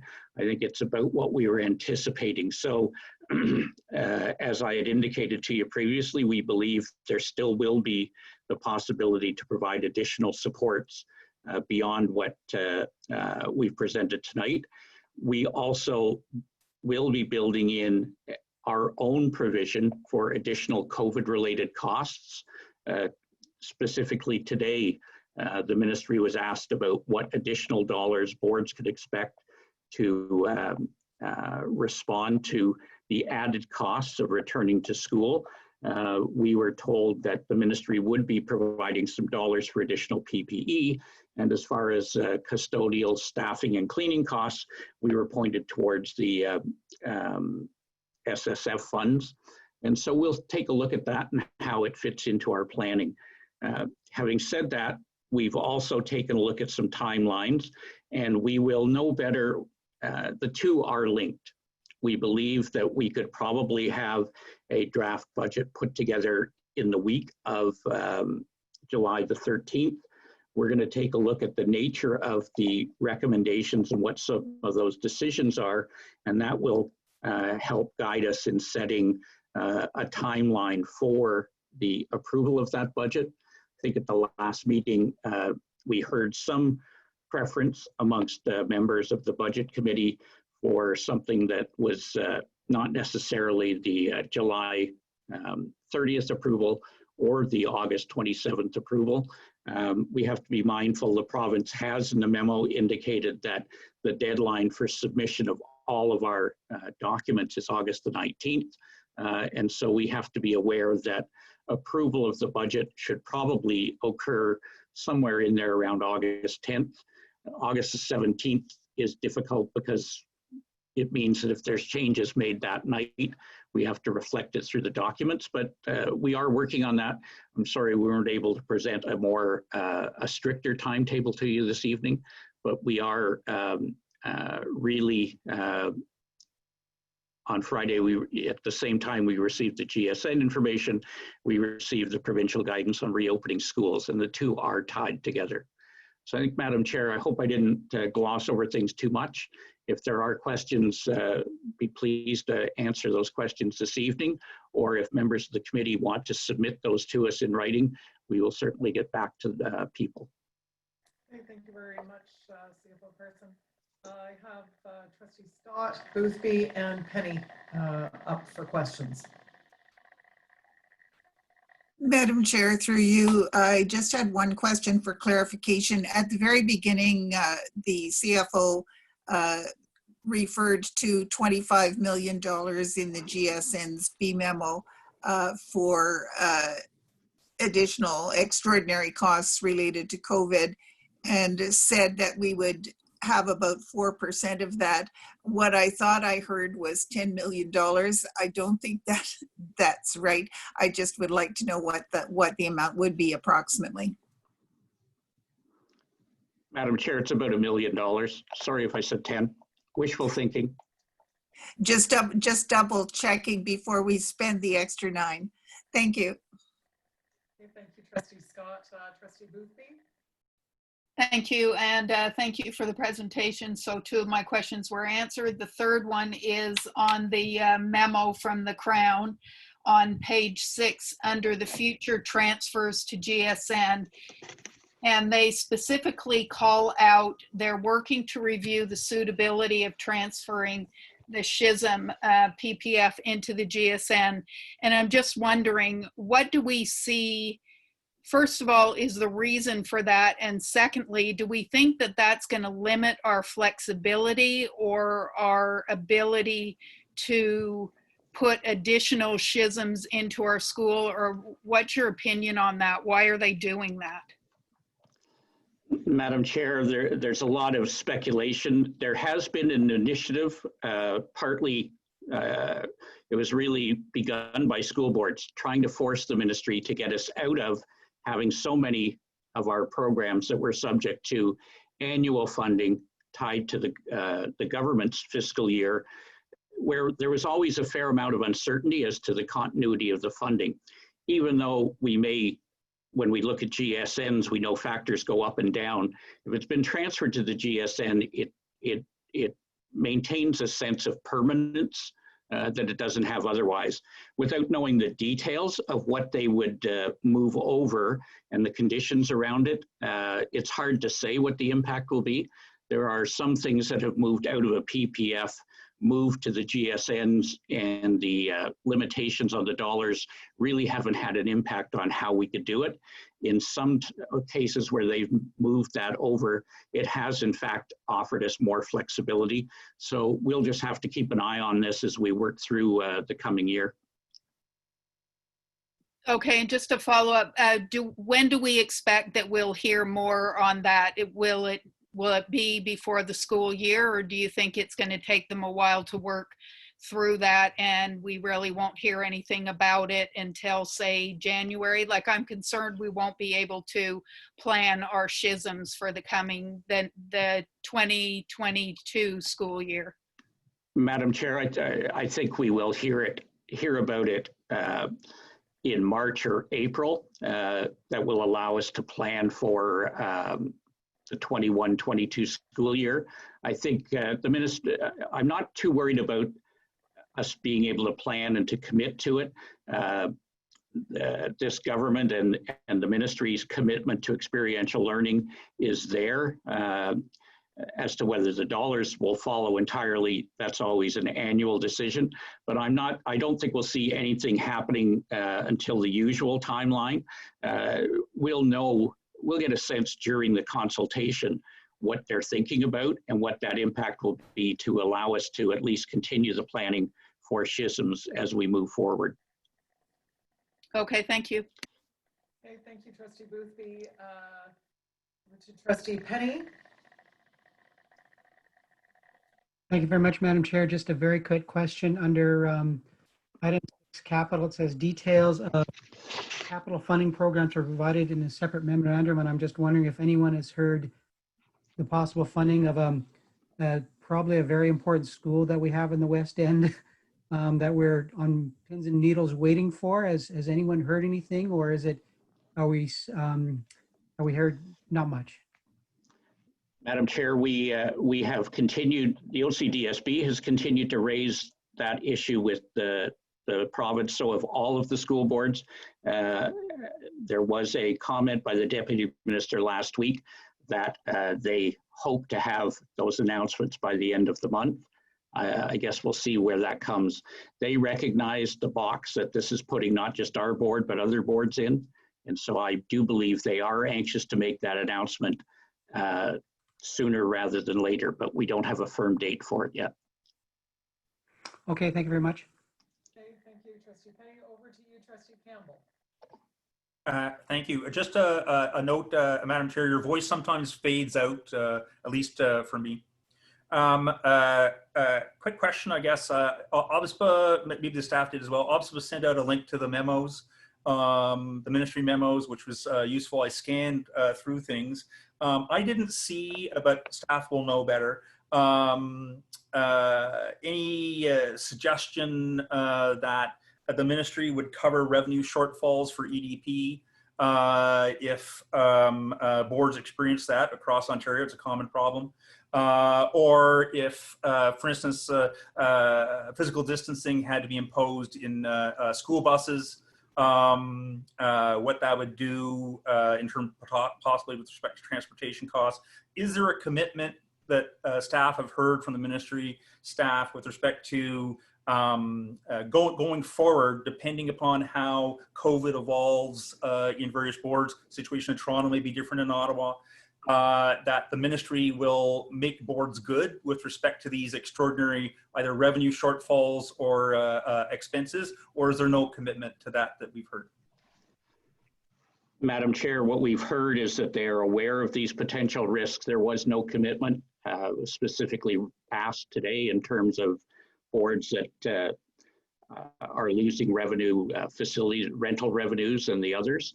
I think at the moment, the ministry is trying to walk a fine line between their allocation from the government. We were told 3 or 4 times that they would encourage us to budget carefully and cautiously. And we will try to walk that line between making sure that we are not foolhardy, that we are cautious, but that we can in fact plan to meet the needs of students. With respect to EDP and childcare, the province did notify the municipal service managers that they intended to cover a portion of the school board's costs that would otherwise have been covered through the federal wage subsidy program if we had been otherwise eligible for the past year. And so we would hope that that precedent will be followed next year if we get into that same boat again. Okay, thank you very much. I remain concerned about the likely revenue shortfalls on EDP, and I'll consider that at board. Thank you. Okay, thank you, Trustee Campbell. And I hope my voice is louder now. I had to move my microphone closer. Plus I was moving away from the screen. So that, I think that concludes the questions for this item. I don't see any other hands raised. Trustee Campbell, your hand is still up.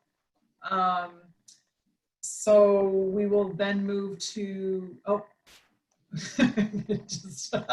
I see CFO Carson has a question. So we will then move to new business. Is there any new business for tonight? Madam Chair? Yes. Not new business for the Budget Committee, but just before you adjourn, if you're going to adjourn to your next meeting, I wanted to make sure members were aware that we've been having trouble with the live stream this evening. And so we weren't able to live stream this meeting. We will be able to post the recording onto our website afterwards so people can follow it that way. We are uncertain if the same problem will apply to the board meeting. So just making people aware that in the event the board meeting is not live streaming, we will record it and post the recording as soon as the meeting is complete. Thank you, Executive Officer. So I don't see any hands being raised for new business. Oh, yes, CFO Carson. Pardon me, Madam Chair. I won't take long. I know we're in a hurry. I wanted to just make sure the committee could recognize that this is, I believe this is the last budget meeting for Ms. Akehurst from OSSTF. She's retiring next week, and she's been a veteran of this table for more years than she probably wants to remember. And I want to thank her on behalf of staff for her contributions. Lots of times we didn't agree when we spoke around that table, but I do want to thank her for her efforts representing her members and students. So I just didn't want to let that pass. Thank you. Thank you very much. Thank you very much for that. And thank you, Nancy, for the many years that you've served around the board table. It's always been a pleasure to have you at the table. Thank you so much. I just want to say Kathy Bailey is also leaving us. this year, the president of the Teachers Bargaining Unit. She's retiring, so I just want to say thank you to her as well. She's been a great support to the district and certainly a great support to the board. Thank you, Nancy, and to Kathy. All right. Okay, so seeing no new business, I think the only other thing we need to check is I don't think we have any firm dates at this point for our next budget, so just stand by with your email. We will circulate dates once we have a better sense of staff recommended budget coming forward. And so with that, I will adjourn tonight's meeting. And once again, thank you to Nancy and Kathy for your years with us. All right, over to board.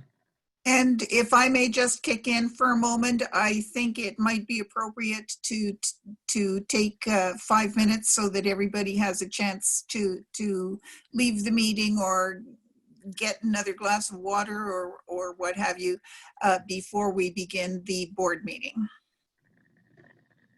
Okay, thank you. Are we staying on this line then?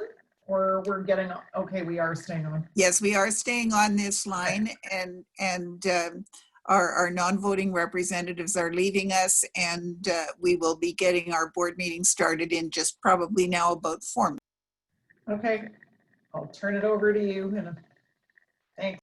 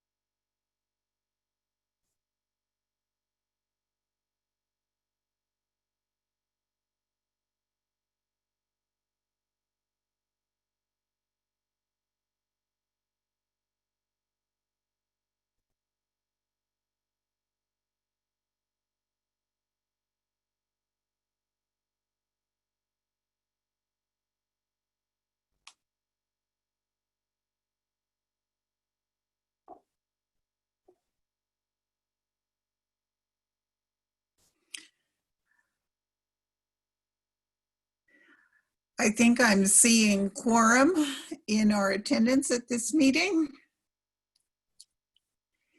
And I would like to call this meeting of the board to order.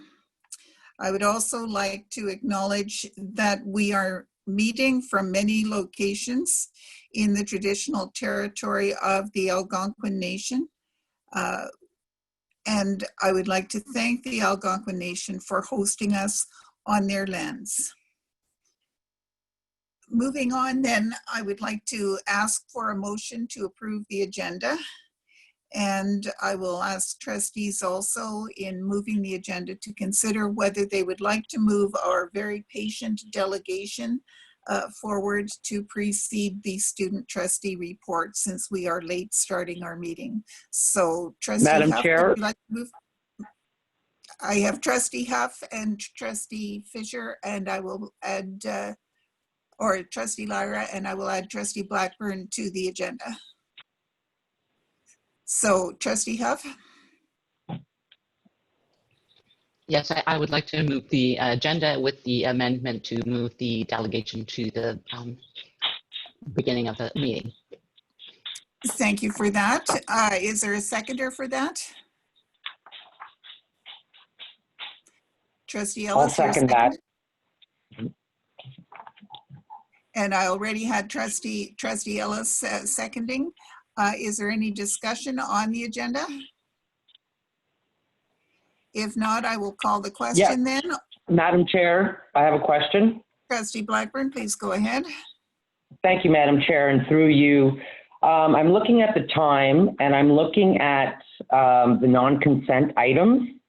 And my experience tells me that some of these at least are fairly time sensitive. May I get a staff comment, because 9.1 could be, we're all very interested in it, could take a substantial amount of time. So may I get a staff comment about that?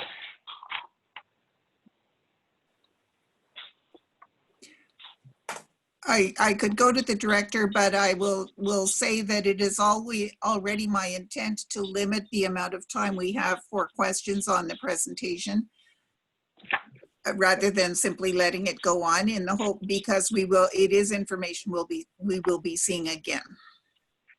Very good, Madam Chair. Thank you very much. Director, did you wish to add anything?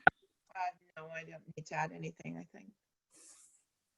Is there any further discussion on the agenda as proposed with the delegation moved up? If not, I will call the question then on the agenda. All those in favor? Blackburn in favor. And opposed? And that motion is carried. So that, with the change, moves us then directly to item number 8.1, the delegation from Mr. Robin Brown regarding the Code of Conduct update. And I just want to double check that Mr. Brown has joined us.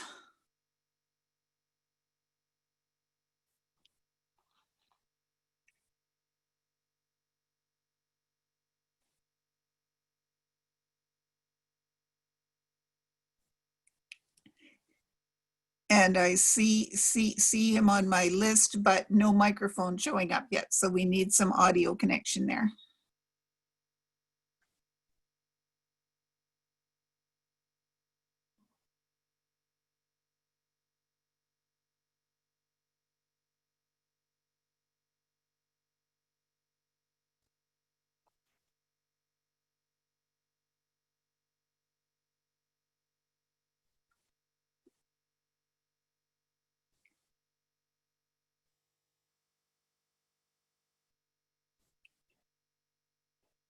And could we confirm whether or not we have Mr. Brown in the meeting yet?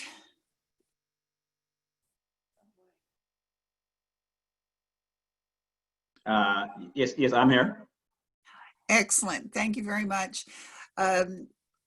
Now, this evening, you have 2 minutes for your delegation, Mr. Brown. And after that, we are able to have up to 3 questions from trustees for clarification. So please begin when you're ready, and welcome back. Thank you. Hold on one second.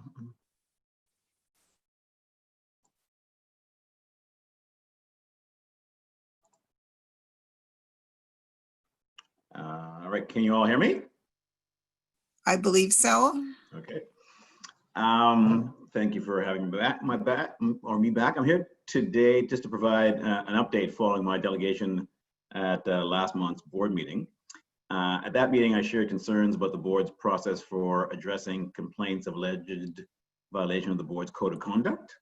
And I ended my presentation by saying that we plan to raise our concerns with our provincial representatives. And on June 16th, we did just that. So on that day, members of our 613-819 Block Hub, along with representatives of the Vaughan African Canadian Association, York Region's Parents of Black Children, and representatives from other groups, met with Ontario Education Minister Stephen Lecce and had a fulsome discussion. We asked the minister to commit to several things, including changing the Education Act to, number one, bring in much stronger penalties for single code of conduct violations that will actually act as a deterrent, and two, to allow boards to dismiss trustees found guilty of multiple acts of racial discrimination, particularly those involving anti-Black and anti-Indigenous racism. We will share the minister's response with you when we receive it. Thank you. Thank you very much for your delegation. It's good to know that you have had a hearing with the minister.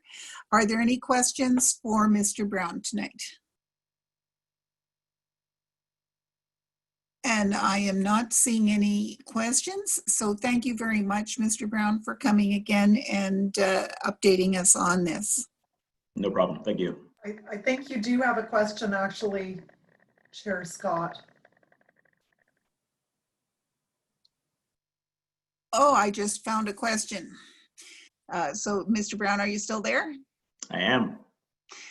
And I have Trustee Bell with a question. Thank you, Mr. Brown. I was wondering how your recommendations were received by Mr. Lecce and his responses to your recommendation. If you could share anything, that would be great. Sure.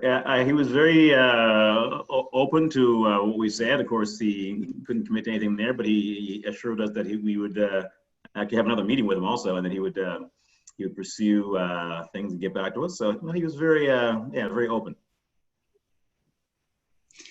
Thank you very much for that. And I do not see any other questions here. So again, thanks very much for coming back and bringing us up to date. No problem. My pleasure. Thank you. And moving on then, that puts us back to item 3 on the agenda tonight, and that is our last report from our student trustees. And I would like to invite our student trustees to proceed when they are ready. Thank you. I think, I'm not sure if Prasith is, I can't see him on my screen right now, but I'm sure he'll chime in a second. So I think that for the next couple of minutes, we're just gonna walk everyone through the sections of our report and maybe offer some context to them that isn't explicitly within the writing. Yeah, sure. Thanks for that intro. And just to double check, you guys can hear me, right? Yes, right, we can. Thanks. All right, so it definitely has been a pleasure to serve as a student trustee, and both of us are very happy to share some of our observations that we've collected throughout our terms. So I think we're going to start off by talking a little bit about the Student Senate and its role in providing student voice to the Ottawa-Carleton district, but also in supporting our roles. This year, one of the major improvements or ameliorations from previous years that the Senate explored was having student senators serve on the OCDSB's advisory committees as non-voting members who could share student voice at those tables. And this was quite successful this year, as we had many student senators attend ACE meetings, the Arts Advisory Committee meetings, as well as SEAC. And this really was quite fundamental in our role, as well as their own professional development And it has a really positive impact on increasing the avenues of student voice that the board has. And another useful avenue for student voice that was really continued on and built upon this year was the Senate's work in consulting with senior staff. This year, senators had a chance to consult with a variety of senior staff ranging from CFO Carson, Dr. Dushner, as well as Superintendent Touege on like a wide variety of education issues that were quite meaningful to students. And what was quite unique about these experiences was that it was a two-way discussion where senators had the chance to ask questions, but also superintendents and staff also had a chance to sort of diversify their own thoughts by asking students what they thought.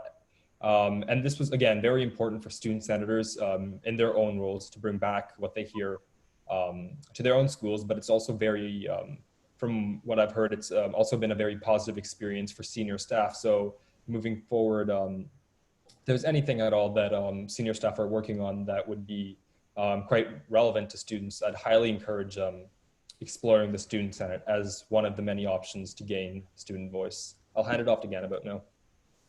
So leading off this topic of student voice and engaging upper level staff, one of the initiatives started under our outgoing student trustees terms in the 2018-2019 school year was town halls, where they encouraged our student senators to lead town hall initiatives within their own schools on a monthly basis, where they would explore questions directly from the board and also bring back information directly from how students were feeling. Within our term this past year, we've expanded that to also include roundtable discussions. So as many of you might remember, we had gone to, I can't remember the number off the top of my head, but between the two of us, we had led a number of roundtable discussions with students from many high schools across the city. Unfortunately, with COVID stepping into the mix, those were put on hold for the most part. However, I believe Persith did attend a virtual town hall-esque event just a couple of weeks ago. These events are hugely important, not only on a practical level, but also a messaging level, because it shows to our students, not just our student senators, but the ones who aren't elected onto student council and aren't at the heads of clubs, that their voices also matter and that the school board is also listening to them. And we get data and information from them that you don't hear from myself or Persith or from those on President's Council and the Student Senate. So if you're following along, on page 3 of our report, we included 4 quotes from senators, and I'm gonna touch on one that I really like. And it's from Daniel, who is the student senator for Sir Robert Borden High School. And that is, change doesn't happen by chance, it happens by choice. And I think that is a beautiful way to frame pretty much the rest of this report. Right now, we are at a crossroads and we have a choice to do something good. We have a choice to make progress, and it's not just gonna happen, it's gonna take work. So leading into that, we, after hearing much talk at both the Ontario Student Trustees Association, but also within our own school board, started looking at menstrual equity within the OCDSB. So we're gonna flip-flop between the 3 points we have on page 4. Now, the reason this page is so dense is because we want it to be able to take it out of this report. We want you to be able to spread it around and share it with people. The reality is the word menstruation or period or tampon or pad makes some people uncomfortable, and that's a problem that we have to address and work with. And the only way to do that is through education. So I will briefly touch on 3 of the main points that came out of our findings from talking with Featherston Public School, which ran a pilot project, as well as Glebe Collegiate, which also ran a pilot project a number of years ago. One of the biggest takeaways was central and unsupervised placement and access. Touching on that idea of the taboo and the uncomfort that it can create for a lot of people, both men and women, young and old, it's important that there isn't judgment when accessing these products or a perceived feeling of judgment. It's not just about what's there, but also what students are interpreting to be there. Of course, central is important, as it is unfair if we place them in the basement of a 4-story school. I know it can take 5 minutes to get from one corner to the other corner in my own school. That isn't doable for a lot of students during a period or during a test. I'll hand it off to Persith for the second point. Sure, thanks. So the second really pivotal topic that was sort of brought upon from this was that it's very important that students are educated about the meaningfulness of the project, as well as sort of the 5 W's of the project, so that there's a culture of awareness at the schools. And this creates not only a safer environment for the students who may have questions or who may be accessing such a program, but it would also sort of change, it would involve a cultural shift where a lot of the stigma involved would ultimately be reduced. And that's another important aspect of the project, is the social responsibility piece of it as well. Again, but do you want to continue? Yeah, so the third major point is the continuity of the program and also the larger picture of a whole.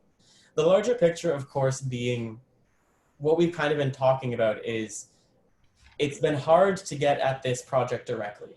It's been hard to have people have a brutal and blunt and honest conversation about what this could look like in our buildings. And that comes from one like keystone issue that I've heard people flag over and over and over again at every level in this district and across the province, which is everyone is apparently scared of students hoarding products. Now, personally, I don't see a problem with students hoarding products if it's an essential product that they need that they can't get access to anywhere else. I see that as us filling a gap. But that isn't important because we've seen that when there's a continuity of the program, when students are ensured this isn't a one-off thing, that doesn't happen, and that students are responsible. For this project, it requires trust, both in the students accessing the products, in the janitorial staff, in the teaching staff, across all levels. But that is something that we need to do our best to foster, and I can assure everyone this won't be the last you're hearing of it, as the incoming student trustees, Joy Liu and Charles Chen, do intend on following up with this project, and conversations have already begun with various superintendents. So I will quickly segue into our next section, which is our COVID response and student supports. Now, this is the start of what I guess you could say is the critical component of our report.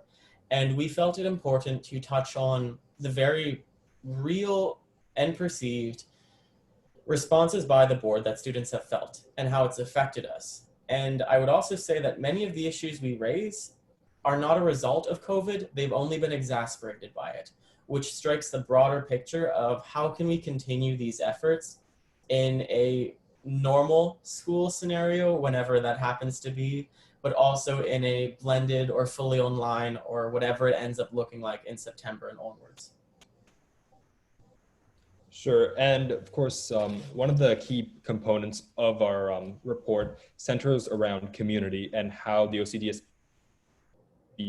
can foster a sense of belonging and a sense of cultural belonging in our schools. And I think we do have to thank our student leaders and our teacher supervisors, as well as a lot of online events such as spirit events, town halls, coffee houses, and other virtual club meetings were organized by students and staff. And I think this sort of demonstrates the culture of belonging and social connectedness that we have at the OCDSB. That being said, of course, with anything, we do have some areas, of course, that we could continue to build upon. And I think centered around what we've heard from students moving forward, when we're talking about school board support, I think, or rather we think that digital platforms should be really leveraged so that the board can not only connect and outreach in person, but also in meaningful ways with other students. Another recent example would be the Black Student Forum, where senior staff and some trustees had the opportunity to hear from students and just to see the level of connectedness that we have, even though we are in reality physically quite a bit apart. So the next section that we wanted to touch on was accountability. And that is that students require a uniform and transparent process to address accountability issues within buildings. Now, I am fully aware, we are fully aware that this page on page 7 can ruffle feathers, that it is a stark contrast to what positions the board has taken in the past. But the reality of the situation is that leaving school management entirely on the principal is not effective. I cannot count on my own fingers how many times I have had teachers call me racial slurs or say terrible things to me. I cannot count the number of times that I have seen this happen to other students. And this is not exclusive to teaching staff. This does include our guidance. This does include our administration.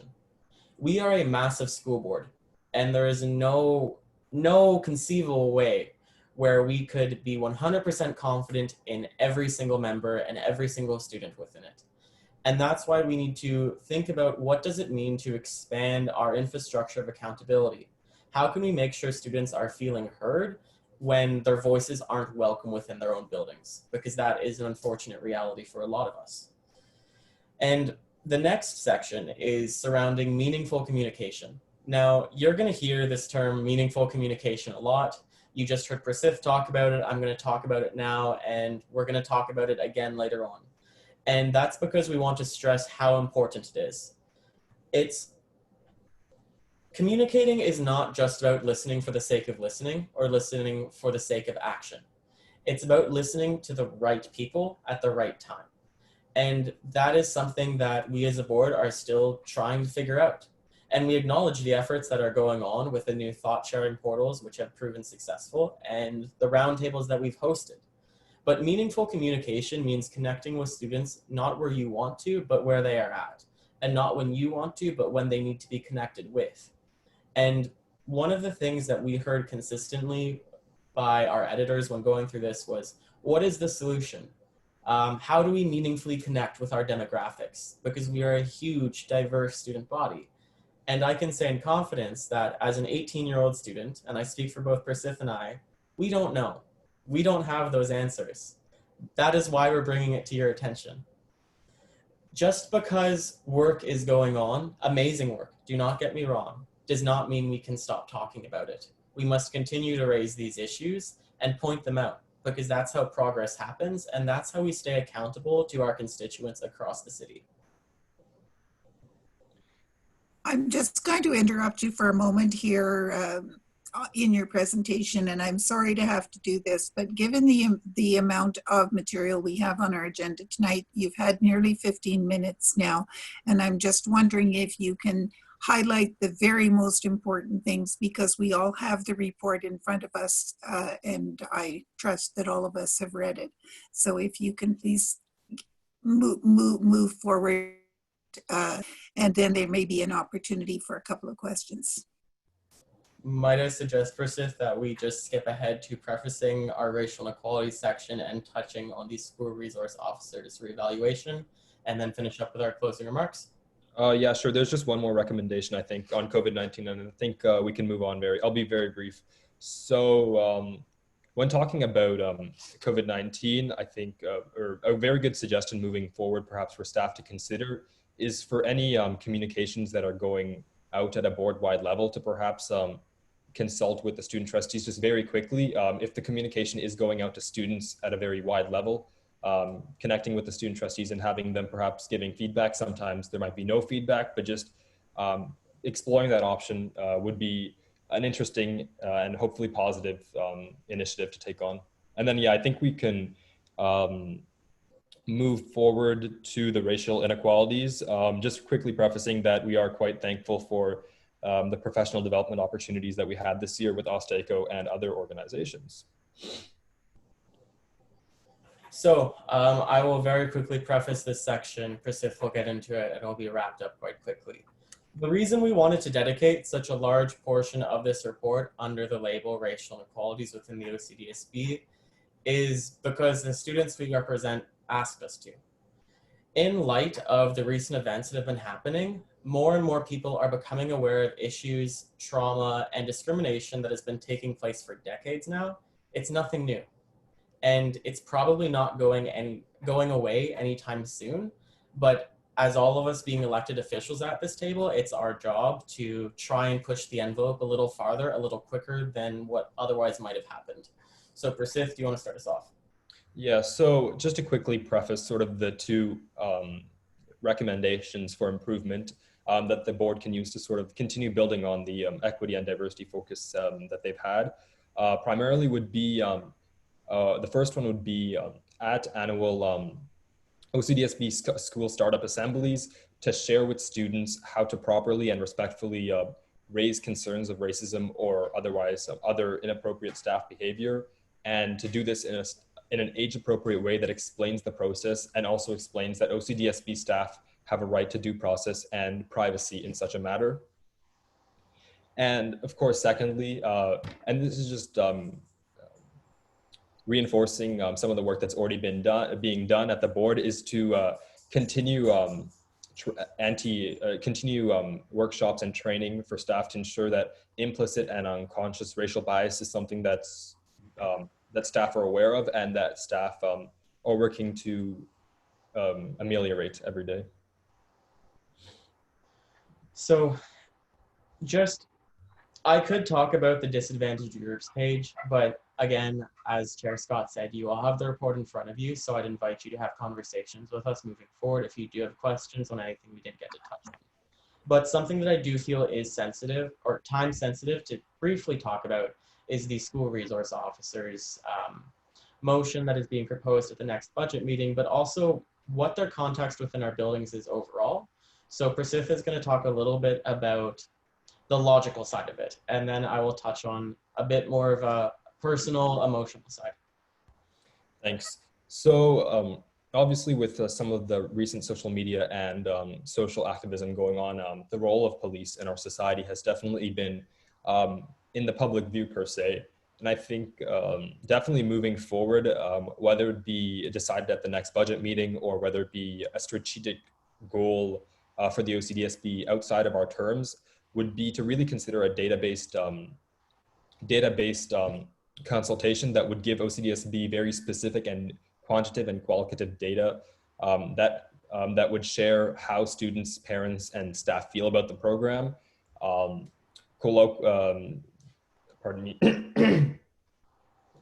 Around Canada, this process of consultation has already been done at Toronto District School Board, and the District School Board in Vancouver is also under the process of reviewing the role that SRO officers, or pardon me, the SRO program plays within our schools. From a very logical perspective, I think it's very important that the OCDSB makes a data-based approach to this. And I think the best way would be to look at how the other major metropolitan areas, such as Vancouver and Toronto, have gone about doing it.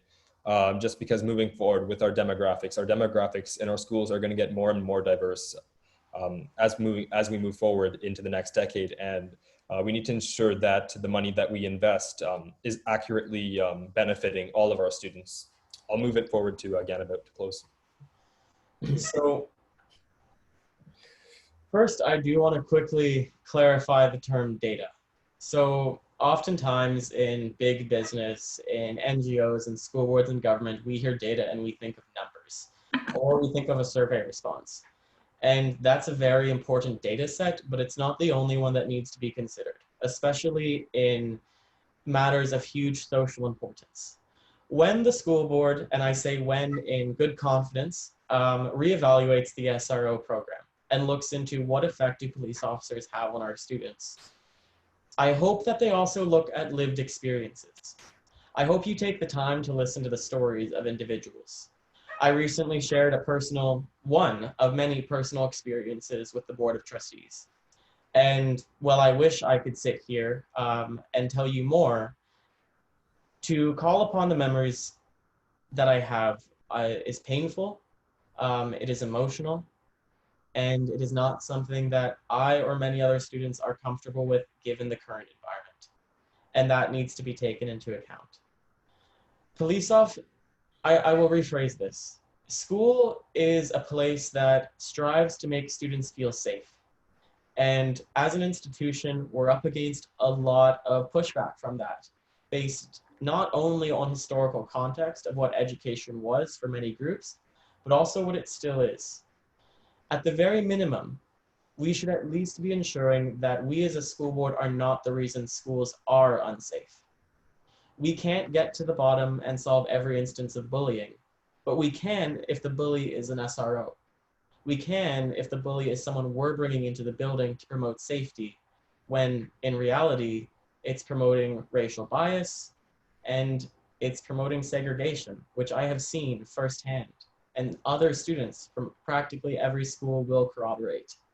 This is not a topic that can be solved in one board meeting or one budget meeting, but something that we can take the initial steps in to reach a conclusion in what I imagine to be many years. But it's important we do it right and we start the process soon. As I said before, the SRO project or program is a highly complex program. We have partnerships that we do have to respect, but we also have students and community members that we do have to respect.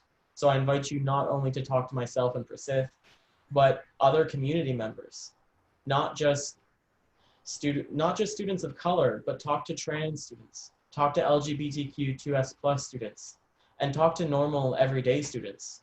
Talk to the students who've been dragged out of class by police officers for no good reason, because those are the students who are going to give you feedback that isn't just, I see them down the hall. Those are the experiences we need to be considering. I'll pass it off to Prasith for some closing remarks. Sure, thanks. So having started off in this position, I actually knew very little about politics and the political process. And I think from my fellow trustees, as well as my Ganabout, as well as the staff, I've been able to learn a lot about how the political process works at the board level. Specifically, I'd like to thank trustees Ellis, Bell, Scott, Lyra, and Blackburn for attending student senate meetings. While they may not realize it, their willingness to listen to students was well appreciated by myself, Ganabout, as well as student senators. I'd also like to thank Trustee Campbell for attending a town hall meeting as well. Next, of course, on the list of thank yous is to thank Superintendent Hardy as well as Vice Principal Gagne, who are quite essential to guiding the Senate and as well as supporting our role into becoming student trustees. Finally, most importantly, I'd like to thank Myra Wells in board services, as well as the staff in the OCDSB printing services lab, who helped me a lot with printing out posters for many of the initiatives. Having seen a lot of the tremendous work taken on by OCDSB senior staff this year to increase equity and diversity, I'm confident that we are on this right path. And I'd just like to remind everyone listening that it's always better to take one step forward in a very logical and, I guess, student-driven way. Whereas it's always better to do that than to try to take 3 steps forward and attempt none of those steps successfully. And then finally coming in, of course, I'd like to thank everyone for this role. And the only advice I have left to give, I guess, is for anyone, whether you're 18 or 75, is to never be afraid to try something new and explore new experiences, whether it be a career, a pathway, or a hobby. You might find yourself pleasantly surprised by the outcome. I know I was. And while you might not see me in politics going up, in 10 years from now, don't be surprised if I'm presenting the report for when Barrhaven finally gets funding for the 3rd and hopefully 3rd high school in Barrhaven. And with that, I will pass it off to Ganabout. So I initially had a whole slew of things I wanted to say in my closing remarks. And then I took a step back and realized this isn't just my final chance to speak as a student trustee, but it's one of my final chances to speak as a high school graduate, both graduating and sitting in a chair of remarkable importance and value. So instead, I'm going to share a little bit of a story. I said this at the beginning of my term that I think I communicate best through stories. So that's what I'm going to do. Back in grade 8, and I've said this story many times, I'm sure Superintendent Dorothy Baker can corroborate this, but back in grade 8, I didn't think I would graduate. In fact, I had been told by my teachers so many times that I would grow up to be a drunk or a drug addict, that that's what I believed. I never saw a future for myself. And I felt isolated and alone. I was convinced that I was Métis because my teachers had told me I couldn't be Cree if my father was French Canadian. And then my entire world got flipped upside down when one of the school board employees, Chris Mawasaki, walked into my classroom one day. This was the first time that I had ever seen another person that looked somewhat like me in a school building. this was the first time I could see myself in something that wasn't hating education, but part of education. And he took me and a couple of other kids to what has now evolved into one of the most incredible programs, being the Indigenous Leadership Camp, taking place every spring. And over those couple of days, I realized I wasn't alone. I made friends I still have today. And I talked to people that said, yeah, you're not Métis, you are Cree, and you're also French Canadian. And I talked to people that said, you can graduate. And not only can you graduate, you can graduate with silver medal if you want to. Or you can do whatever you want. And that was the first time I had been told that. And look where that's led me. I am sitting in the position of student trustee, and I am beyond honored. And it is a great privilege to represent the 72,000 students in this board. And it's something I never thought I would see myself doing, but I'm infinitely glad to be in. I did not succeed because of who I am, because I believe everyone could succeed if we were on a level playing field. But I succeeded because I was given the supports and resources necessary through the Indigenous Education Department. When we're thinking about our next steps as a school board and as a district, and we're thinking about the importance of student voice, it's not just bringing the students to the table, but it's giving our students the tools to speak and the tools to succeed, because that's how you get amazing student trustees like myself and Persith. That's how you get amazing student senators. And that's how we get relevant, real, and honest information brought to the table that can make real changes. And with that, I thank you all for listening to our remarks and report. And I would like to say thank you very much, both Persith and Ganabod, for an excellent report and some very acute observations that make us think, because that's part of the reason why we have student trustees, is to make sure that we as adults do think. And your service this year has been very much appreciated. I'm looking at the time here because it is now just about 9 o'clock. We still have a lot on our agenda. I do have 2 people with questions. I really want you to be very short with your questions and short with the answers, because we still have a great deal to get through here. So I would go first to Trustee Campbell and then Trustee Bell. Thank you very much. An exciting and blockbuster report. It's a shame we can't discuss this further at this time anyway. I guess my question is generally with respect to how you see this, your recommendations, observations best moving forward or being actioned. So there may be a motion regarding one of the items you mentioned, the SROs, coming forward in due course, but I'm unaware of motions addressing, for instance, a lot of the others, the menstrual equity thing, et cetera, et cetera. Do you see a lot of these issues as not yet ripe for motions?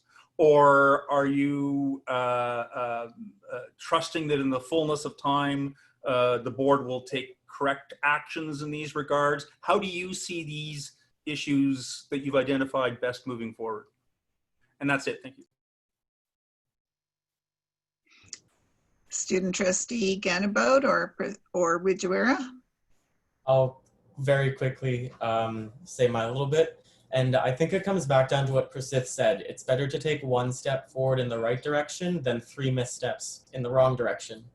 A lot of these issues that we have raised, there is no local context of reporting. We do not have the necessary information to put forward a motion to bring solutions to the table. So when we talk about actionable items, it doesn't look like a motion right now, but instead it looks like that meaningful communication. And it looks like establishing what is the problem in Ottawa in OCDSB and what are solutions that will work not just for the next year, but for the next 100 years. It's that longevity that this board is critical and focusing on. Great, so not yet right. Thank you. Thank you very much. And Trustee Bell? Thank you. Thank you so much for your presentation. I want to focus a little bit on voice, and I had an incredible conversation with Trustee Wijiwara this afternoon about the importance of us around this table as leaders in actively listening to what students have to say. And so I asked for advice how I, as a trustee, can find ways to actually listen. And so I'm really grateful that we had a certain amount of time tonight to listen to what the trustees said, but I think it really deserves, especially if we don't have very many forums to hear trustees, to ensure that we have allotted enough time on such an important report like they've just presented. And so I really appreciate that you took the time to go through the points that you did in your report. So again, thank you. And hopefully, I don't know, can you speak to what are some ways that trustees around the table can really hear the issues from the mouths of students, actively listen? Sure. So of course, a starting point would be attending, and this is of course a starting point would be to attend student senate meetings. Even if obviously we do have very busy schedules, but even if it is 1 or 2 a year, I think that's it's a very good starting point, because while it's not the full picture, you're starting to get pieces of it. Secondly, whether it be reaching out through student senators or next year's student trustees, whether it be just in the trustee lounge after the meetings, before the meetings, or by email, is to try to perhaps schedule visiting a town hall or participating in another sort of forum like that at a local school level, because obviously as trustees, there are time constraints, right? But even if it's once per year, if we start at once per year or twice per year, because I think if we aim for something too big, again, we're taking 3 steps forward that might not be successful. So if we start with each trustee trying to connect with their senator to arrange something at all around student voice, I think that would be the best way forward. Again, but do you have anything to add really quickly? Yeah, I want to quickly tackle on the other aspect of engaging with students is, if you're a trustee, reach out to the community organizations within your ward. I can list many community organizers that currently want to establish, off the top of my head, a committee or a student council on trans youth for the school board. Those are avenues of voice that don't exist right now, but that us as trustees and leaders can sponsor and bring to the light. So don't just go down the same path that we've always gone down, but also explore new paths to engaging students in new ways. Thank you very much for your answers to our questions. And I would like, with that, to move on to say how much we appreciate the work that you've done this year. Student trustees provide a vital role in the Ottawa-Carleton District School Board, embodying the voice of students in decisions about education and ensuring that their fellow students are kept up to date regarding important policies that impact students and on which they might want to have input. This year, we were very fortunate, and all of our students were very fortunate, to be represented by 2 skillful, articulate, engaging, and highly intelligent student trustees, Prasith Wijiwara and Ganabot Gagne. In this very challenging year, Prasith and Ganabot were active participants at the board table. I really wish that we could have been together in person this evening, and that I could have presented you both with a token of our appreciation on a face-to-face basis. I believe that you both did receive your awards today, and you will also be receiving the honorarium recognizing your service to the board and your hard work during this past year. Next year, Prasith will be attending the University of Waterloo for civil engineering and plans to specialize in transportation and entrepreneurship. He will also be serving on OCDSB's Executive Council as their Chief Financial Officer. Ganabot will be attending the University of Victoria to major in economics, with plans to pursue his Juris Doctor and Juris Indigenorum Doctor as he moves forward with his education. He is also planning to continue his involvement with Actua, working on bringing STEM education to Indigenous youth and Canadians across the country in an equitable and meaningful way. As an Indigenous youth leader, he intends to continue his advocacy surrounding equal access to opportunities and work on anti-racism. We wish you both, Prasith and Ganabod, all the best as you begin your post-secondary studies, and I'm quite sure that you will meet with lots of success in your future endeavors. On behalf of all of the trustees, thank you from all of us. You deserve a great big round of applause.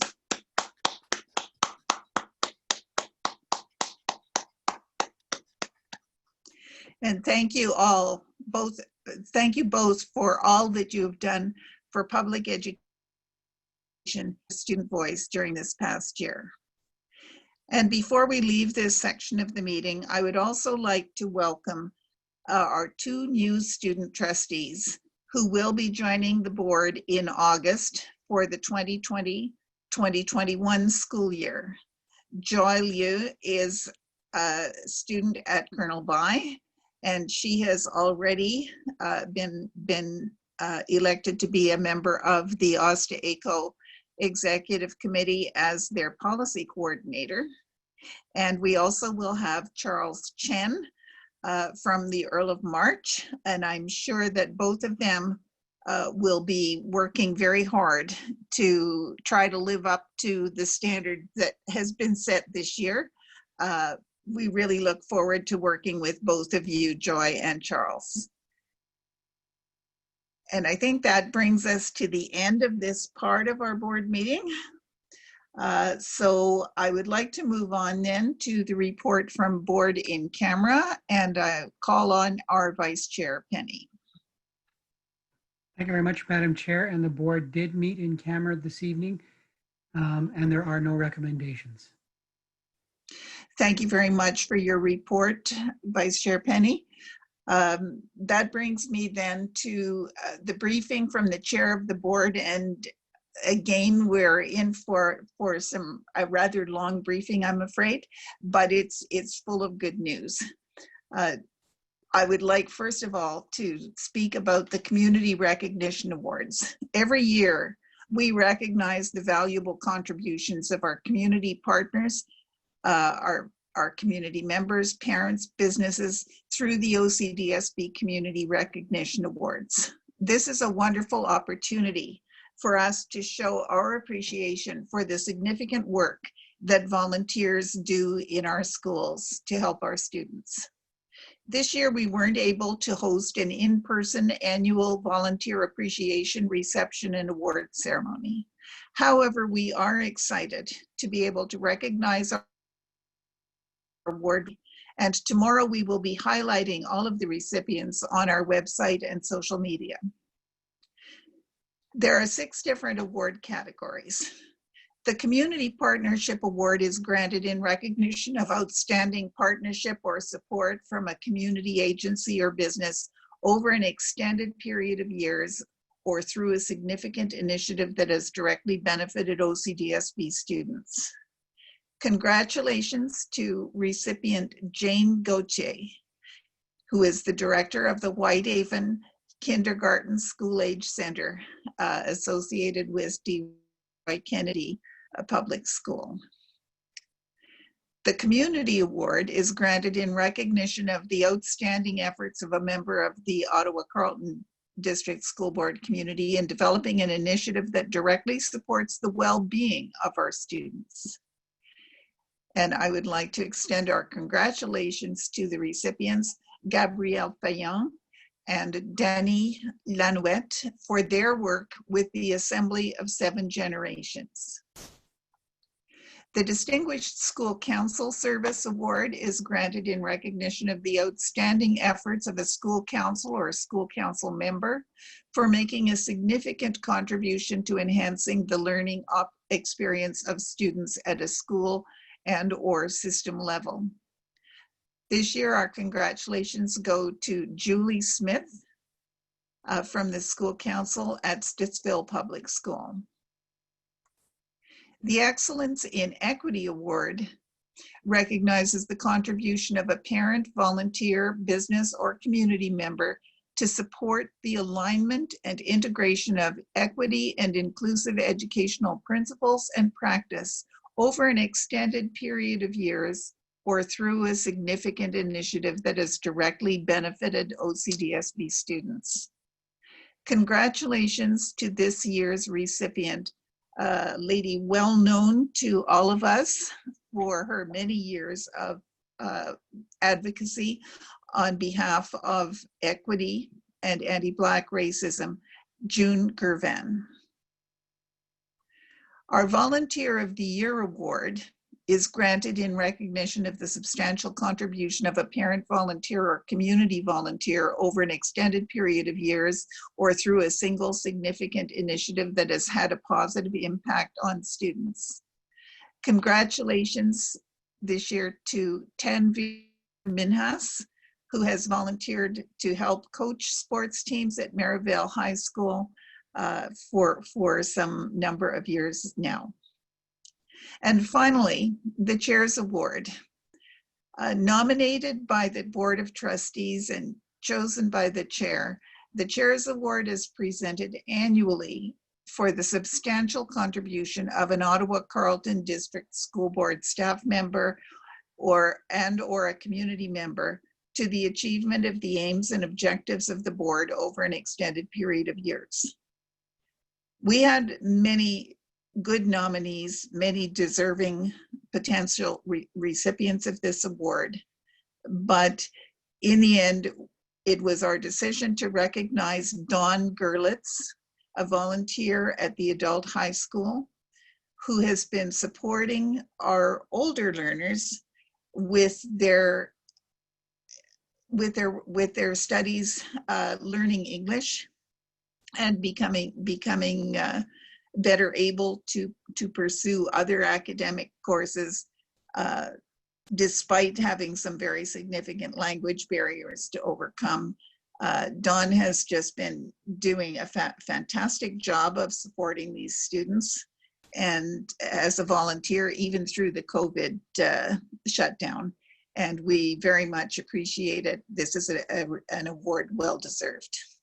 So congratulations to all of our recipients.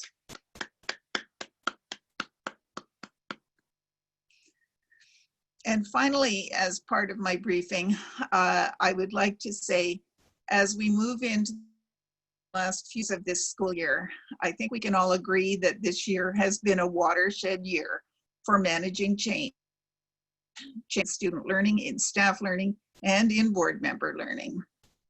This was the first year of our new strategic plan, and although it was not the year we expected, our plan to build a culture of innovation, caring, and social responsibility was exactly what we needed this year. A number of new initiatives were launched in the fall, one of the highlights being Valuing Voices, Identity Matters, on which we receive our first report tonight. The COVID-19 pandemic has shifted some of our initiatives and accelerated others, but throughout, innovation, caring, and social responsibility have been the main drivers in shaping our approach. I would like to commend our staff across the district for their response to an unforeseen and unprecedented situation. I would also like to thank students and parents for their patience and support through a challenging time. Together, we've found new ways of connecting and a new appreciation for the delivery of education while balancing personal and community safety. I would also like to commend our students for rising to the challenge of learning from home. The disruption of your usual school routines and loss of opportunities to learn and play face-to-face with your friends and classmates has been hard for some of you to manage and hard for some of you to understand. Nevertheless, from youngest to oldest, you've persevered with the help of your families, teachers, and support staff. As for our graduates, this year has not just been a year in which you completed academic expectations, but also a year in which you've repeatedly demonstrated that you're meeting our expectations for exit outcomes, particularly in the areas of collaboration, resilience, innovation, and digital fluency. On behalf of the board, hearty congratulations to all of our 2020 graduates. Even as the pandemic has kept us apart, it has also brought us together in a common effort to maintain the continuity of learning for all students. The year is not yet over for us, with many students and staff preparing to participate in summer programming and developing plans for a return to school in September. The year 2020 has indeed been a year to remember for all of us, and we have all grown stronger together. Are there any questions on my briefing?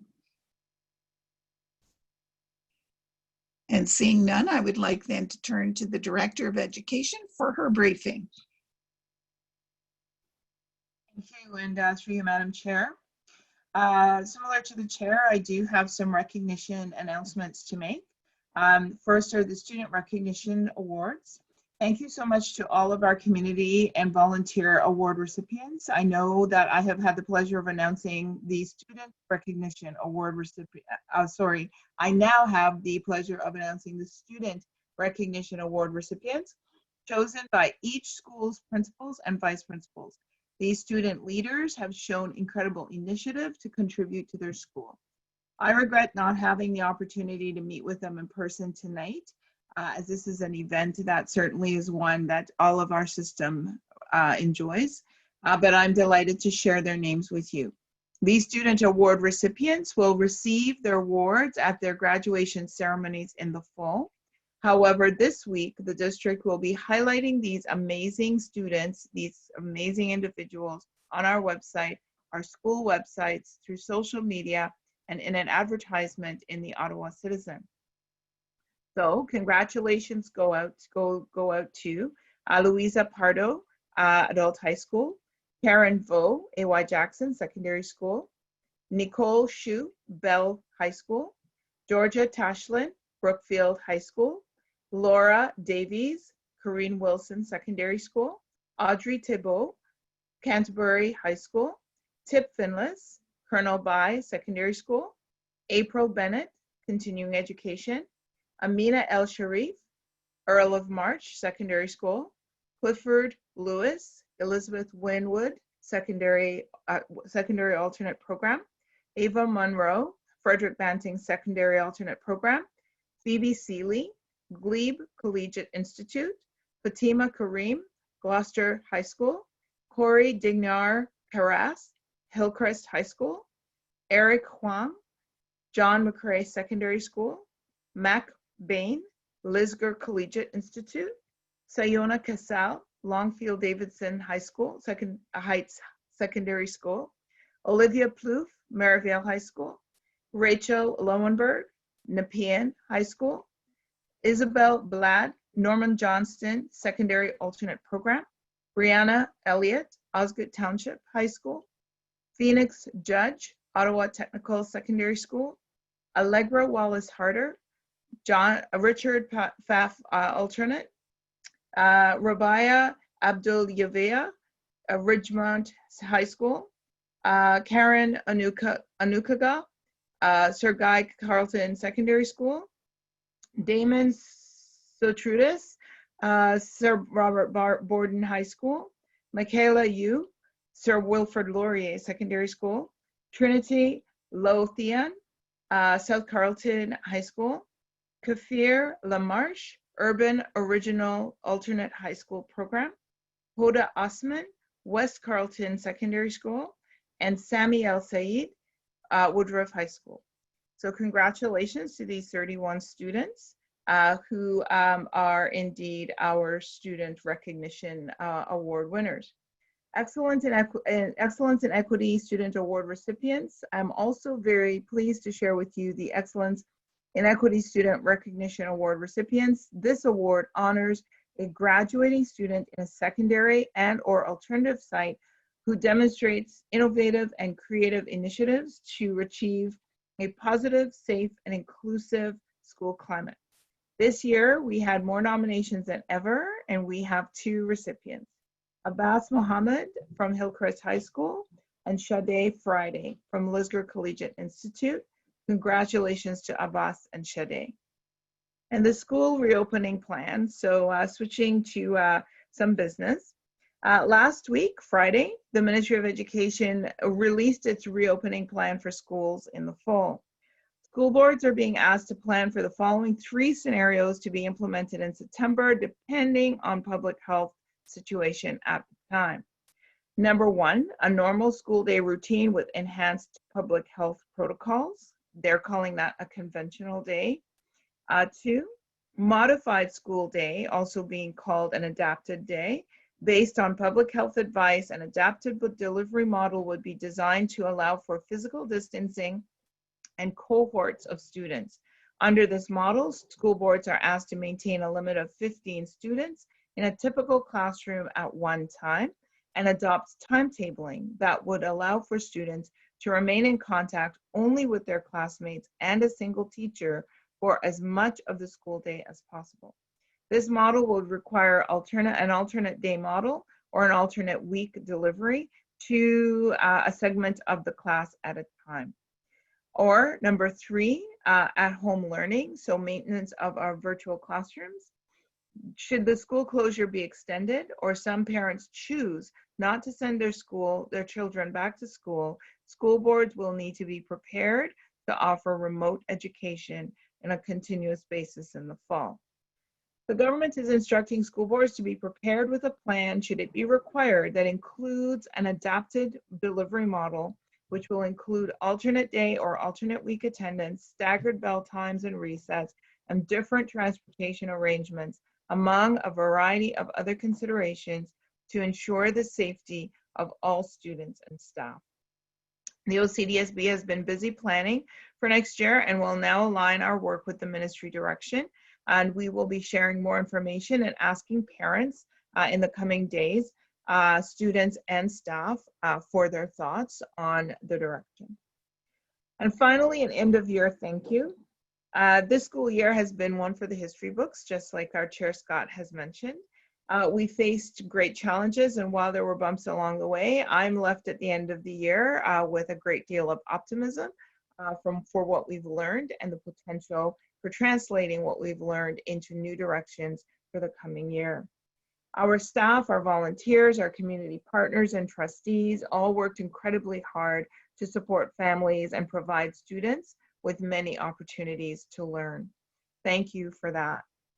Students and parents and families and community members, thank you for your patience and your understanding as we navigated through some uncharted waters. I remain inspired by your strength, your caring, and your resilience. We may continue to face some difficult times ahead, unknown and uncharted for sure, but my confidence remained buoyed by our wonderful school community. Let's remember that this school year, not for the challenges it posed, but how it is that we came together like never before. I like to call that the sharp left turn that we took, but we certainly have come through together so far, and I'm confident we will continue to weather what is before us. So that concludes my remarks, Chair, and I'm happy to take questions should they arise. And I will ask if there are any questions from trustees. And seeing none, then we will move directly on to the next item on our agenda, which is something we've been waiting for quite a while with considerable excitement, and that is a presentation on the summary of reports from the student survey from 2019-2020, Valuing Voices, Identity Matters. Madam Director. Thank you, and through you, Madam Chair. Indeed, this is work that has engaged our communities and our school communities actively, and there is quite an appetite to hear the outcomes. Before I turn it over to Executive Officer Giroux, I'd like to offer my own appreciation to Superintendent Baker along with Executive Officer Giroux and Manager Joan Orchesky, and Jackie Lawrence and Jody Alexander, who were inspirational as well as who really pushed our thinking. I know that Executive Officer and Superintendent Baker have many other thanks to give. We're not at the end of the journey yet. This actually, if you have a look at your infographic with the timelines, we're actually smack in the middle of it. There is quite a lot of work that has gone before, but much work ahead. And it is actually the work of the delivery that is ahead. So indeed the important work. So I've referenced a few items in the package, and I'd like to turn it over at this point to Executive Officer Giroux, who will be delighted to take us through and respond to questions should they arrive. Executive Officer. Thank you very much, Madam Chair and Madam Director. We're going to run through our presentation tonight. We're mindful of the time and know that you've had a chance to look at the report, and you probably have lots of questions. So we'll try and move through as quickly as possible and give you a chance to ask some of those questions. And of course, this is not the only time we'll be here. We expect to be back over the course of the year. So first and foremost, I want to acknowledge the very generous contributions of community partners, parents, and students in this work. And Manager Orchesky is sharing a slideshow that we're going to run through. And so I talked about how our community partners have contributed, and this work has definitely been a partnership. And on behalf of the entire senior team, I'd like to not only acknowledge the members of the community and the parents and students who participated in the survey, but the work of the equity team, the work of the research team, the staff in corporate services and communications. There are lots of people along the way who have stepped in because plates were full or because there was something they could do to contribute to this. And tonight I'm joined, I believe Superintendent Baker is on the line with us, and Manager Orchesky and Research Officer Saida Tas are going to help in the delivery of the presentation. There are a couple of other members of the READ team who were active on the project committee, but who aren't participating in the presentation tonight. So first, our commitment to equity. As a board, you definitely understand. One of the things that we've come to as part of this journey is being able to acknowledge not just that we're committed to equity, but that racism and systemic barriers exist in our education system. And that was key in our learning with the community partners and parents and students and focus groups, is being able to make a statement of truth and being able to say we have work to do and we have growth and an opportunity for growth. And this board has identified that. Your strategic plan has a very clear statement about a culture of caring, a culture of social responsibility, but most importantly, is built on the need to prioritize the dignity and well-being of all students in inclusive and caring classrooms, and to remove barriers of equity of access, opportunity, and outcomes for students and staff. And so important that those commitments are built right into your strategic goals for the next 4 years. If we think about what we heard from the community, I just want to acknowledge how similar what we heard in our community focus groups, how much that aligns with what we heard from the student trustees tonight. And this is not a one-time piece. This is, represented here in this sort of circular diagram, but this is the work that all of us have to do in terms of acknowledging that racism and bias exist in the system and in our own behavior and actions. The importance of listening to what all of those different partners, students, staff, parents, colleagues, listening to what they have to say and really listening. And we heard the student trustees talk about that.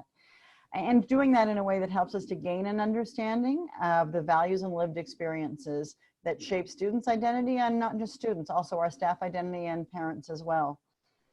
To make a commitment as an organization to increase the representation of diverse groups in staff and to promote a greater sense of belonging for students. To be sensitive in our data collection, to not be too quick to draw conclusions or make inferences from the data, but to use it thoughtfully and to be guided by the insight and experience of community partners, students and parents as we continue in this journey. And mostly that identity matters. And we heard that again tonight from the student trustees. We heard it throughout, and that's really the theme of this report. I'm going to turn things over to Manager Orocheski. She's going to talk to you a little bit about the purpose of the survey and some of our next steps. And then Research Officer Atas is going to run through the data results. And just a reminder to them, we'll try and be as efficient as possible so we can get to your questions. Thank you. Yeah, so really the purpose of the survey was threefold. Tonight's presentation and report is certainly based on that first bullet to provide the breadth of identity across the student body. And so as we move forward into future reporting, we will be linking survey data to other data sets that we have to start looking at disparity of outcomes in terms of achievement, graduation rates, and disproportionate representation in different programs like applied academic, locally developed, and suspension rates, and also looking at more in depth in terms of sense of belonging and feeling safe at school. We've put together a projected timeline to June of 2021. And this timeline certainly will extend well beyond June 2021 as we further look at the data that we've collected. But I did want to draw your attention to the fact that we are anticipating release of 3 additional reports next year, November, March, and June. And we anticipate that one of those reports will be on some aspect of achievement, one will be on suspension, and one will focus on sense of belonging. And we will be holding community partner meetings later this week to talk a little bit more about with the community to refine the focus of those reports and to help us address what the community priorities are. So since the close of the survey, it was open from November 26th through January the 19th, and staff have been busy and processing that information. One of the key more time-intensive tasks was the coding of the open-ended responses in both the demographic and perceptual questions. Most of the questions in the demographic had space where if folks did not see their identity reflected, they could provide additional text responses. And so that was a very time-intensive process. And then, of course, developing themes and key terms for the 2 questions on sense of belonging. We did realize a response rate overall of just under 50% across the district. When we look at other school districts who have collected this data under the Anti-Racism Act and the data standards, we see slightly higher parental participation rates compared to those boards. And there's quite a range in terms of the students in grades 7 to 12, ranging anywhere in other jurisdictions from 46% to upwards of 90%. And so our response rate was just under 2/3. We did further examination. We wanted to get a better sense of response rates across schools. And so there's more detailed information certainly in the technical report. But we had response rates in the JK to 6 ranging anywhere from about 14% to 42% in our elementary schools, and in our 7 to 12 schools anywhere from 4% to nearly 100%. And where we saw the lower response rates, those were really in sites that had what I would consider a more specialized student population. So our secondary alternate sites, for example, our adult site, and our Clifford Bowie and Crystal Bay. I think I'll leave that there. You'll notice in the detailed technical report that was shared with you, there is very limited to no interpretation of the information that's contained in those tables, and that was intentional. We followed a quant-crit framework for the analysis and reporting at this stage. And because that says that numbers are really not neutral. And again, when people will draw their own conclusions and inferences on things based on their experiences. So what we might identify as standing out for us may not be the same for someone else. And so we really wanted the technical report to stand on its own, and that's why we provided a summary of what we saw in the data as part of the letter of transmittal and the communications infographic. I won't go into a lot of details around the limitations just for sake of time tonight. We have outlined those again in the technical report, and there's limitations with any sort of research or data, and we just wanted to be upfront about those. And so some of the key things, again, and how people interpret the questions, some of the translation of key concepts. So we noticed that in some cultures and languages, race and ethnicity are all often used interchangeably. And so that nuance between the difference between those may not have been fully understood. And in some cases where we were going through the coding of the additional responses, there were some responses that we felt perhaps should be excluded, but again, to retain as much data as possible at this stage, we have left them in this reporting. And as we move through the next cycles of reporting, we'll be working with community partners and further looking at how we compile the groups for the disparity and disproportionality calculations. So at this point, I'm going to turn it over to Saeed, and he is going to walk through some of the key demographic questions and really the story of identity within our school district. Thanks, John. I am also mindful about the time, and then will be very brief with my remarks tonight. I will start with the results for the demographic questions first. The first question we had on the survey was about the first language students learn to speak as a child. As we see here on the slide, we have identified top 10 languages for the JK6 parents and top 11 languages for the 7-12 students, because last two languages had around the same percentage of responses. We have included the 11th language there too. So overall, we had 150 languages reported by students to have first learned to speak as a child. The most common languages for both groups, JK6 and 7-12, were English, Arabic, French, and Chinese. So the results for the indigenous identity for the JK6 and 7-12 students were really close to each other. On average, we had 3.5% of survey respondents identified as being First Nations, Métis, or Inuit across the board. The next question on the survey was about the ethnic origin. We had more than 300 ethnicities reported by survey respondents, and most survey respondents, they considered themselves as Canadian. On this slide here, we have ethnicities with 1% and high response rate.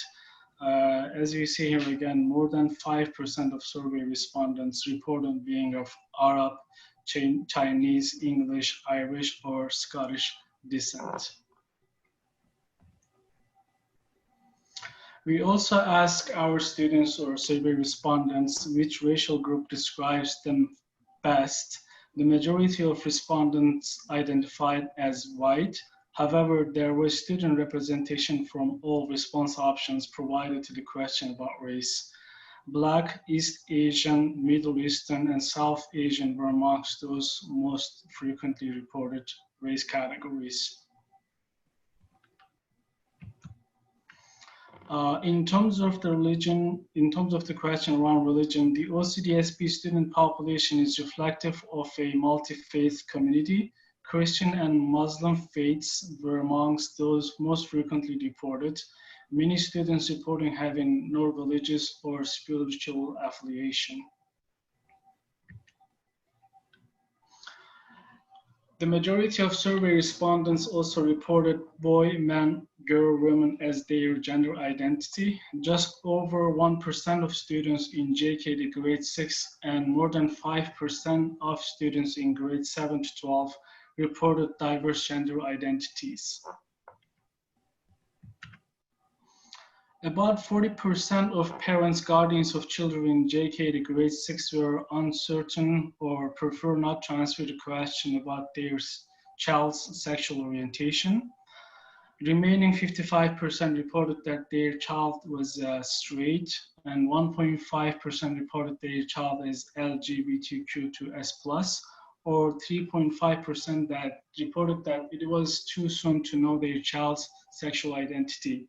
When we look at the numbers for grade 7-12 students, just over 16% of students reported in grades 7 to 12 as being LGBTQ2S+. For the disability, we also asked survey respondents if they consider themselves having any sort of disability. About 9% of student respondents reported having a disability at the time of the survey. Learning disability was the most frequently reported disability for both groups, JK to 6 and 7 to 12. This was followed by the autism spectrum disorder for JK to grade 6 students and mental health for students in grades 7 to 12. There was a question among demographic questions again asking survey respondents about their status in Canada. Over 3/4 of survey respondents were born in Canada. Of those not born in Canada, most reported being a Canadian citizen or landed immigrant or permanent resident at the time of the survey. 10% of JK to grade 6 students and 13% of students in grades 7 to 12 were enrolled through a study permit as an international student. We had community partner organizations recommending us including a direct question to be posed only to parents that ask about the income ranges. The addition of the follow-up question regarding the number of persons living in the household were also added in the survey. About 50% of parents and guardians of JK to grade 6 students reported an annual household income that was more than 100,000. Another 19% preferred not to disclose the income information. So this is end of the demographic question. Very brief snapshot of the findings for the demographics. We did have also questions around perceptual, well-being, sense of belonging, building, and safety in schools. I will just pick one of them, and then I am mindful of the time that we might need some time for the questions as well. So, for example, sense of belonging was stronger for the younger cohort of students compared to those in older cohort. 5% of students in JK to grade 6 and 11% of students in grades 7 to 12 reported a low sense of belonging questions. We did have follow-up questions, open-ended follow-up questions for those who reported low sense of belonging or strong sense of belonging, a different kind of question. We asked them what would create a greater sense of belonging for them at school. And we heard from students that extracurricular activities would contribute to a greater sense of belonging at school. However, more than 25% of survey respondents reported an interest in participating in extracurricular activities, but they are unable to do so. And they identified time, cost, distance, location, and transportation amongst the most frequently cited barriers to participate in the extracurricular activities at school. At this moment, I will stop here and then turn things to Michelle for the next steps. Thanks very much, Saeed. So I think Joan mentioned that we are holding a meeting with community partners this week. And the graphs that you saw in the presentation tonight, they're part of an infographic that we've been working on since we finished the report to make it a little bit easier to use and digest. You'll see more of that coming. And over the summer, we'll be working on school level dashboards so that we take the district-wide information, we make it available to schools. And when we meet with the community partners, we'll be talking about how do we move forward. We know the areas of research we want to do. We know that everybody wants all of the information analyzed as quickly as possible. And we know that we're going to have to stage it and phase it. And so are there particular groups or particular types of reports that we're going to prioritize? What might that look like? What are the different opportunities to do that? And I think most importantly, what are the things that the reports that will help the board and help school leaders have the information they need to make decisions that affect change as quickly as possible? And so that's a really critical kind of prioritizing of our work. The other thing I want to say is that the data is one part of this process. The data will never answer all of the questions. What it will do is tell us where to shine a light, where to sit down and talk to people, where to work with administrators to better understand some of those issues. There are some ongoing governance questions in terms of the data that we'll need to work with. The concept of open data, the OCAP principles, and finding the right advisory group who might want to talk in more detail about disparity and disproportionality indices and how those are developed and applied. So I'm going to pause there. I'd like to thank the others for our presentation, and we're happy to answer any questions that you might have.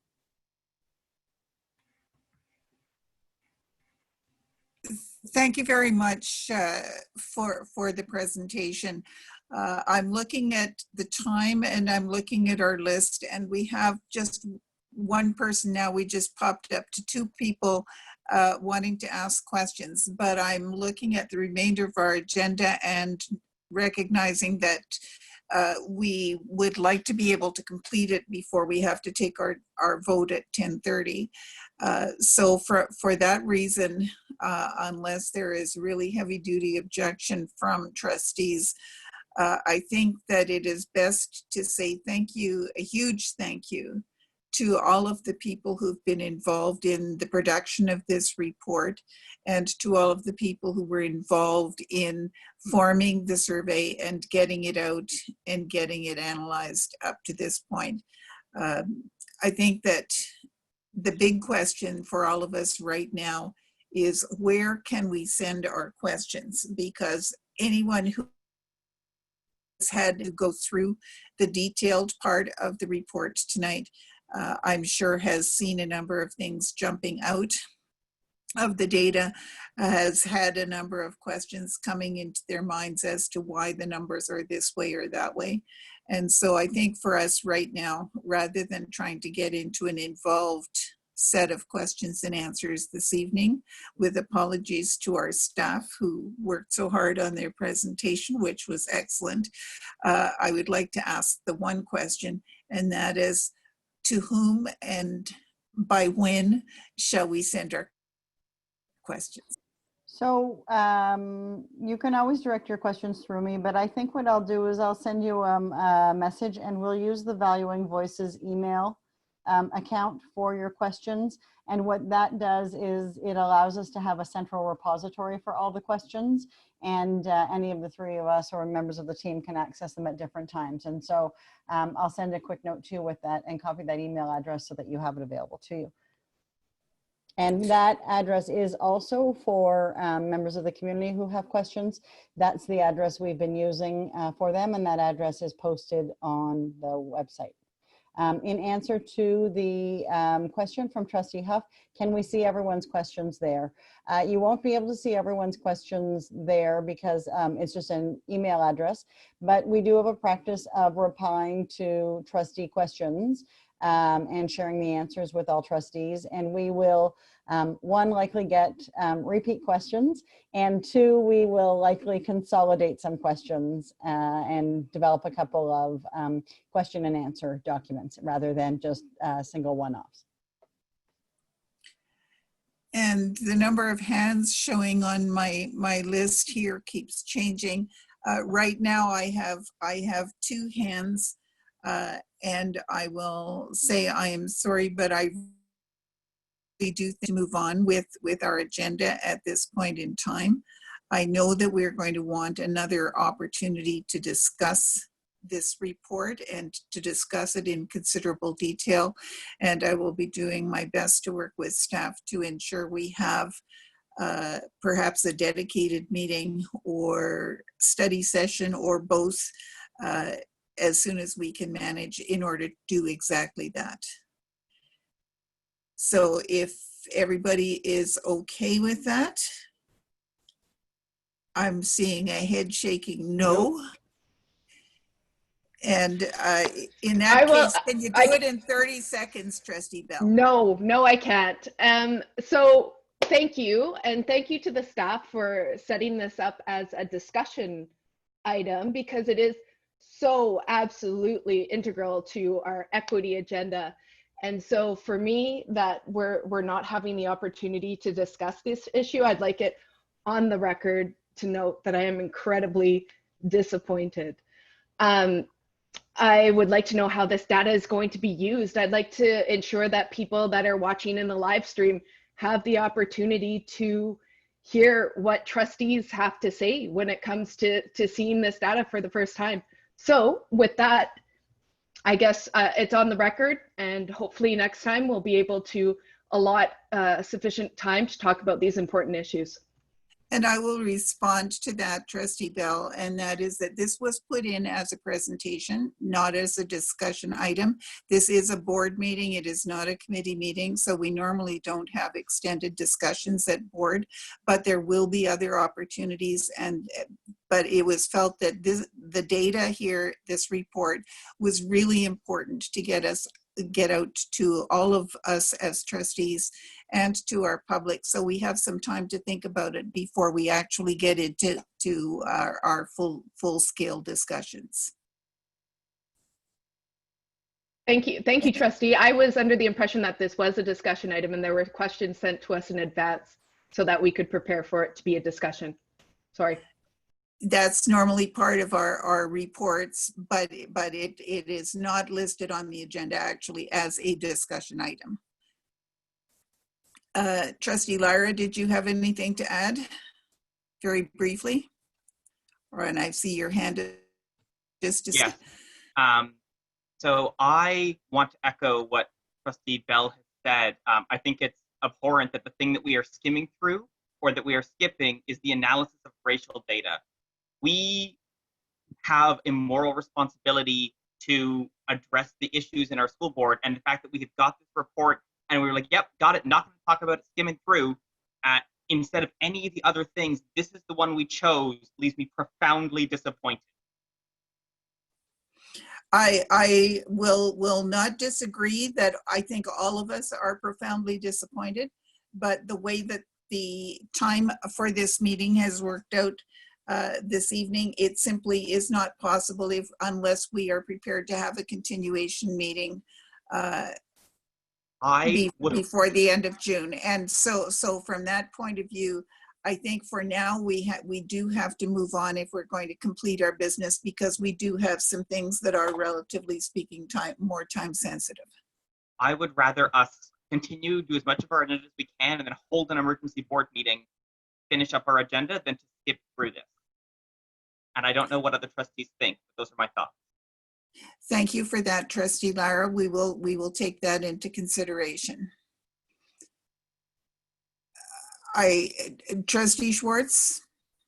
I merely wanted to say, if this is, and I do believe it's an important discussion item for trustees, perhaps agenda planning could actually look at putting it onto a future committee of the whole meeting so that we can actually have a fulsome discussion. I would agree with that, and certainly it's something that we should try to schedule for sooner rather than later. Trustee Campbell, on this? Thank you. Very briefly, I guess I'd like to echo some of the concerns, not just with respect to this item, which is extremely important, with respect to a number of the items. The whole agenda has been chock-a-block with major items which really warranted further discussion. And I guess I'm disappointed, I have to say, in the Agenda Planning Committee's work on this. Something we shouldn't be seeking to shoehorn in so much substantive matter into one single meeting. And I think that we're derelict as a board if we try to conduct our business this way. And so going forward, I would look to have more ample time to discuss things of serious public interest. I'll leave it at that. Thank you. Thank you. And I don't think any of us would disagree with your comments, Trustee Campbell. Moving on then, again, saying thank you very much to staff for all of your work on this. We have a number of business items to deal with, beginning with confirmation of the board minutes from the 26th of May.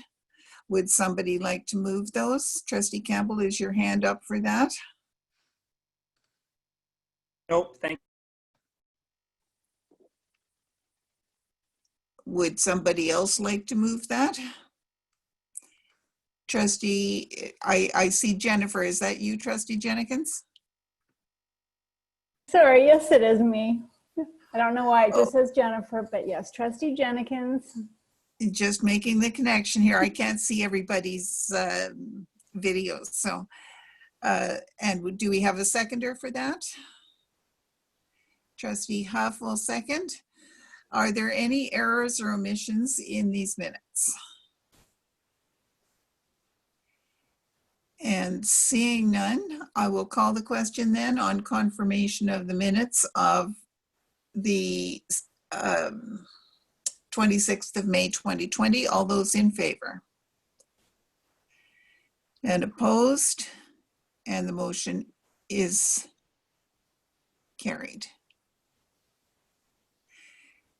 And moving on then, is there any business arising from those minutes from May? If not, next we have the Committee of the Whole report from the 16th of June. Vice Chair Penny.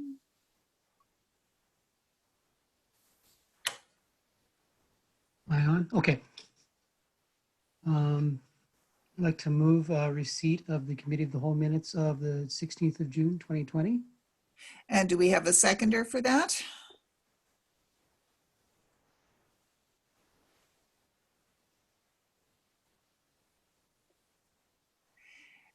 Thank you, Trustee Ellis. So seconded by Trustee Ellis. Trustee Penny? Are there any errors? Yeah. Oh, sorry. Are there? That's me. Are there any errors or omissions in this report? And seeing none, I'll call the question then on receipt. All those in favor of receipt? And opposed?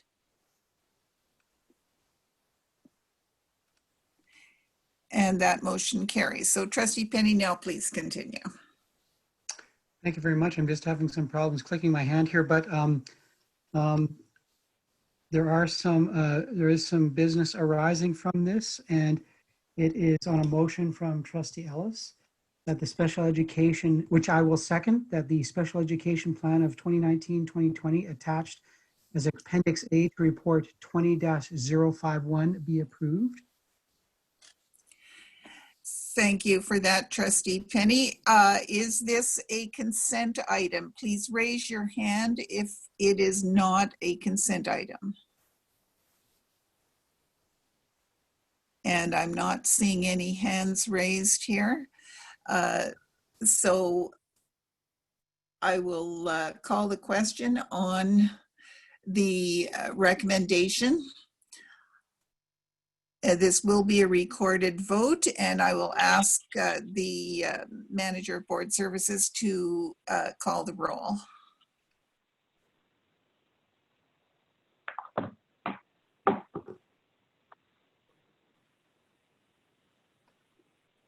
Hi, sorry, just unmuting. Can everybody hear me? Yes. Trustee Boothby. In favor. Trustee Blackburn.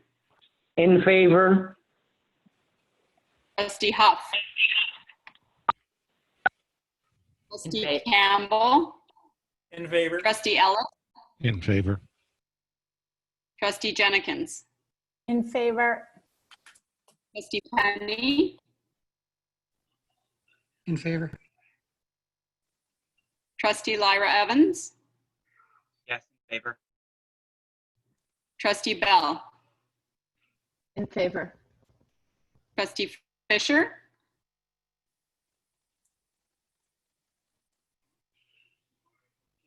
Trustee Schwartz.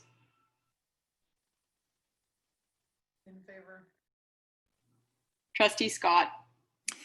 And I'm in favor. And those opposed?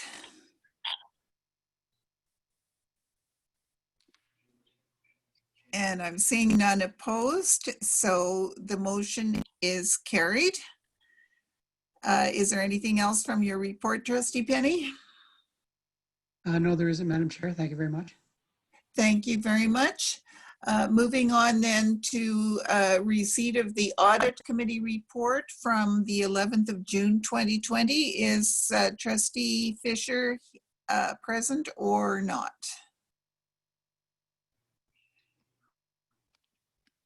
No longer in the chat. Like, And he appears to have left the meeting, or at least I'm not seeing him on my list. So I would like to ask another member of the audit committee to move that. I'd be happy to move it.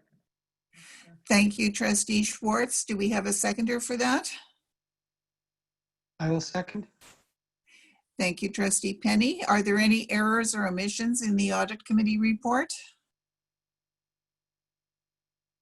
Seeing none, I'll call the question then on receipt of the audit committee report from the 11th of June. All those in favor? Blackburn in favor.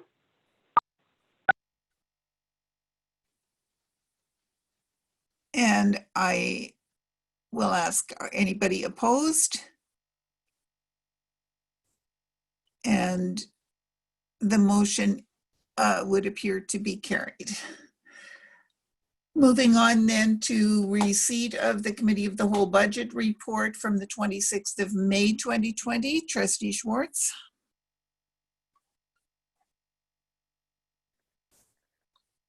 Yep. Sorry, we can't hear you, Trustee Schwartz. Yes. You're moving receipt? Receipt, yes. Do we have a seconder for receipt? Trustee Ellis, thank you. Are there any errors or omissions in this report from the Budget Committee? And seeing none, I will call the question then on receipt. All those in favor of receipt of the Budget Committee report from the 26th of May? Blackburn in favor. And opposed? And I believe that motion is carried. Moving on then to the next one, Budget Committee of the Whole from the 8th of June. Trustee Schwartz. I'll move receipt.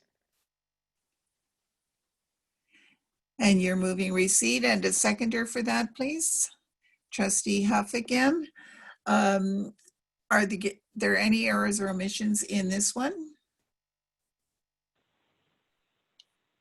And seeing none, I'll call the question then on receipt of the report from the 8th of June 2020. All those in favor? Blackburn in favor. And opposed? Please take your hands down if you're not opposed. Thank you very much. That is carried. And finally, we move on then to the receipt of the Committee of the Whole Budget Report from tonight, the 22nd of June, 2020, which will be an oral report. And I just have a question to staff, and that is, do we actually need a motion to receive the oral report as well, or will we wait till we have the written report?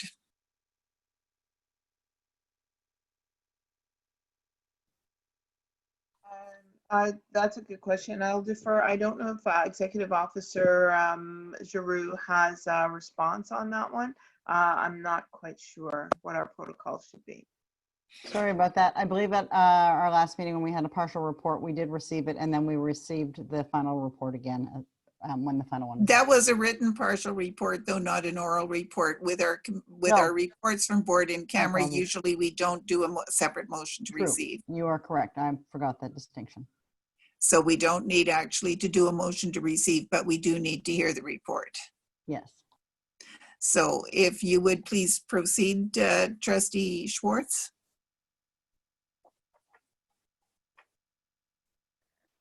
Sorry. And we can't hear you? Can you hear me now? We can now. Okay, I will move receipt.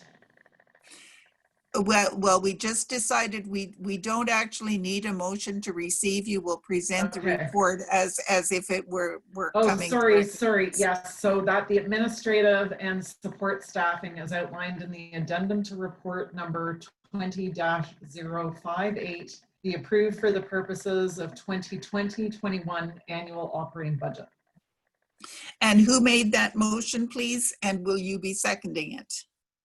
I believe it was made by Rob.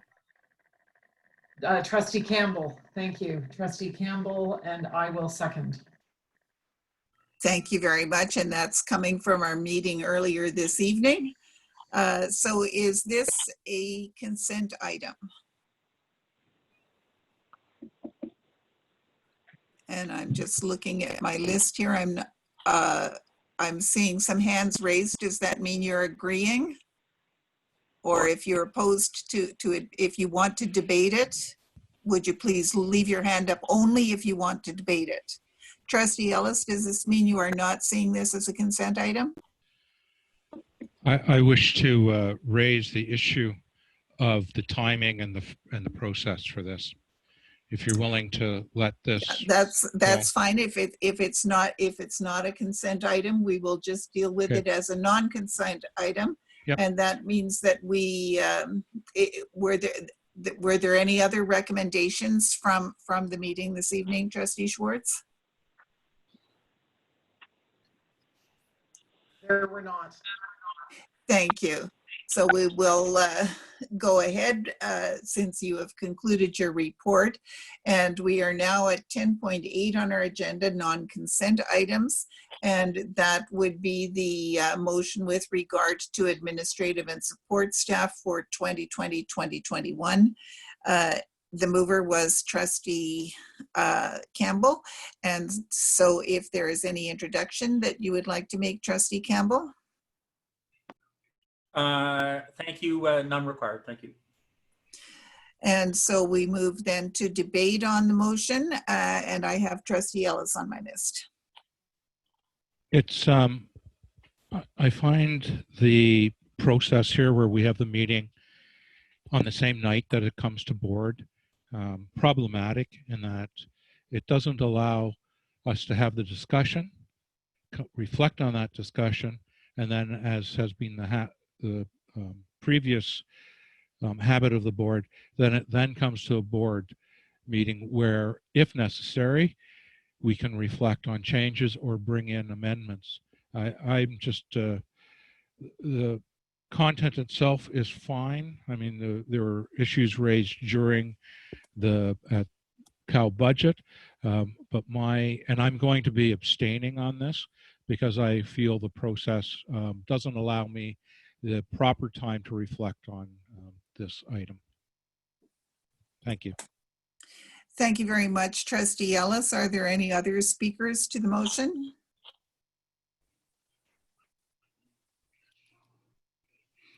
And I'm not seeing anyone else. So is there any wrap up, Trustee Campbell? Very briefly, thank you. I'll use my opportunity to echo some of Trustee Ellis's expressed sentiments. I find this process quite unsatisfactory, and I'm not sure we're doing our due diligence and exposing these matters to the public, not really giving the public a decent chance to provide feedback to trustees and to duly consider things. All seemingly in aid of saving a week or two, all seemingly in aid of cutting down on the number of meetings we have to attend and prepare for. And I really hope that agenda planning considers this and how this whole evening has gone and how inadequate it has manifestly been all evening long. Again, I'll leave it at that. Thank you. Though I do ask people to pass this motion. Thank you, Trustee Campbell. Trustee Huff, I do see your hand, but we've already had wrap up. And there's only one round on these things. So moving on then to the vote, and this will be a recorded vote. I will first ask for all those in favor. Please put your hand up and we will go through the roll. Trustee Boothby? In favor. Trustee Blackburn? In favor. Trustee Huff? In favor. Trustee Campbell? In favor. Trustee Ellis? Abstain. Trustee Jennings? In favor. Trustee Penny? In favor. Trustee Lyra Evans? In favor. Trustee Bell? In favor. Trustee Schwartz? In favor. Trustee Scott? In favor. And I think that is all 11 of us. And the motion is carried with 10 in favor and 1 abstention. Moving on then to the next item, I would like to ask Trustee Penny, please take the chair for the next item. Okay, thank you very much. So we're moving on to non-consent items and item 10.8. And then therefore to item 10.9, report 20-042, New Stitsville Secondary School. And I'd like to call upon the director to introduce the report. Thank you, and through you, Chair. I'm going to turn this directly to Manager Ostafichuk, who is here with us today, and who will take us through the report to the recommendation. Thank you, Mr. Chair. Through you, this report seeks to approve the boundary program and grade structure for the new Stitsville Secondary School. We were approved for funding of a 1,353 pupil place 7 to 12 high school in the Stitsville area. The site we have is located at Robert Grant and Cope. It's a substantial site. In October of 2019, the board approved a consultation plan that would allow us to go forward to set the boundary program and school and opening grade structure. We met with a working group which consisted of members from all of the schools. It was quite a large group. All of the schools, school administrators. We had area trustees Scott and Boothby there, as well as Superintendent Lehman. Lisa Gowans and Janet McDonald were the lead planners on this file. So we did meet a number of times to discuss this matter. And just as the group reached a consensus of a proposal to go forward to a public meeting, the pandemic hit and we shut down. So in order to honor all the work that was done, the significant work that was done by that group, on April 28th, a new process was approved by board, a new consultation was approved, and I'll go through some of the details of that later. I am going to try and keep this as brief as I can, but it is a very complex plan going forward, so I'll just carry on with the proposal.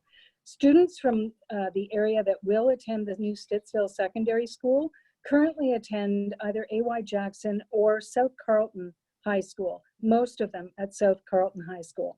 The school is a 7 to 12 school. The 7 and 8s are at either Glencairn, Goulburn, or Aylorn Cassidy.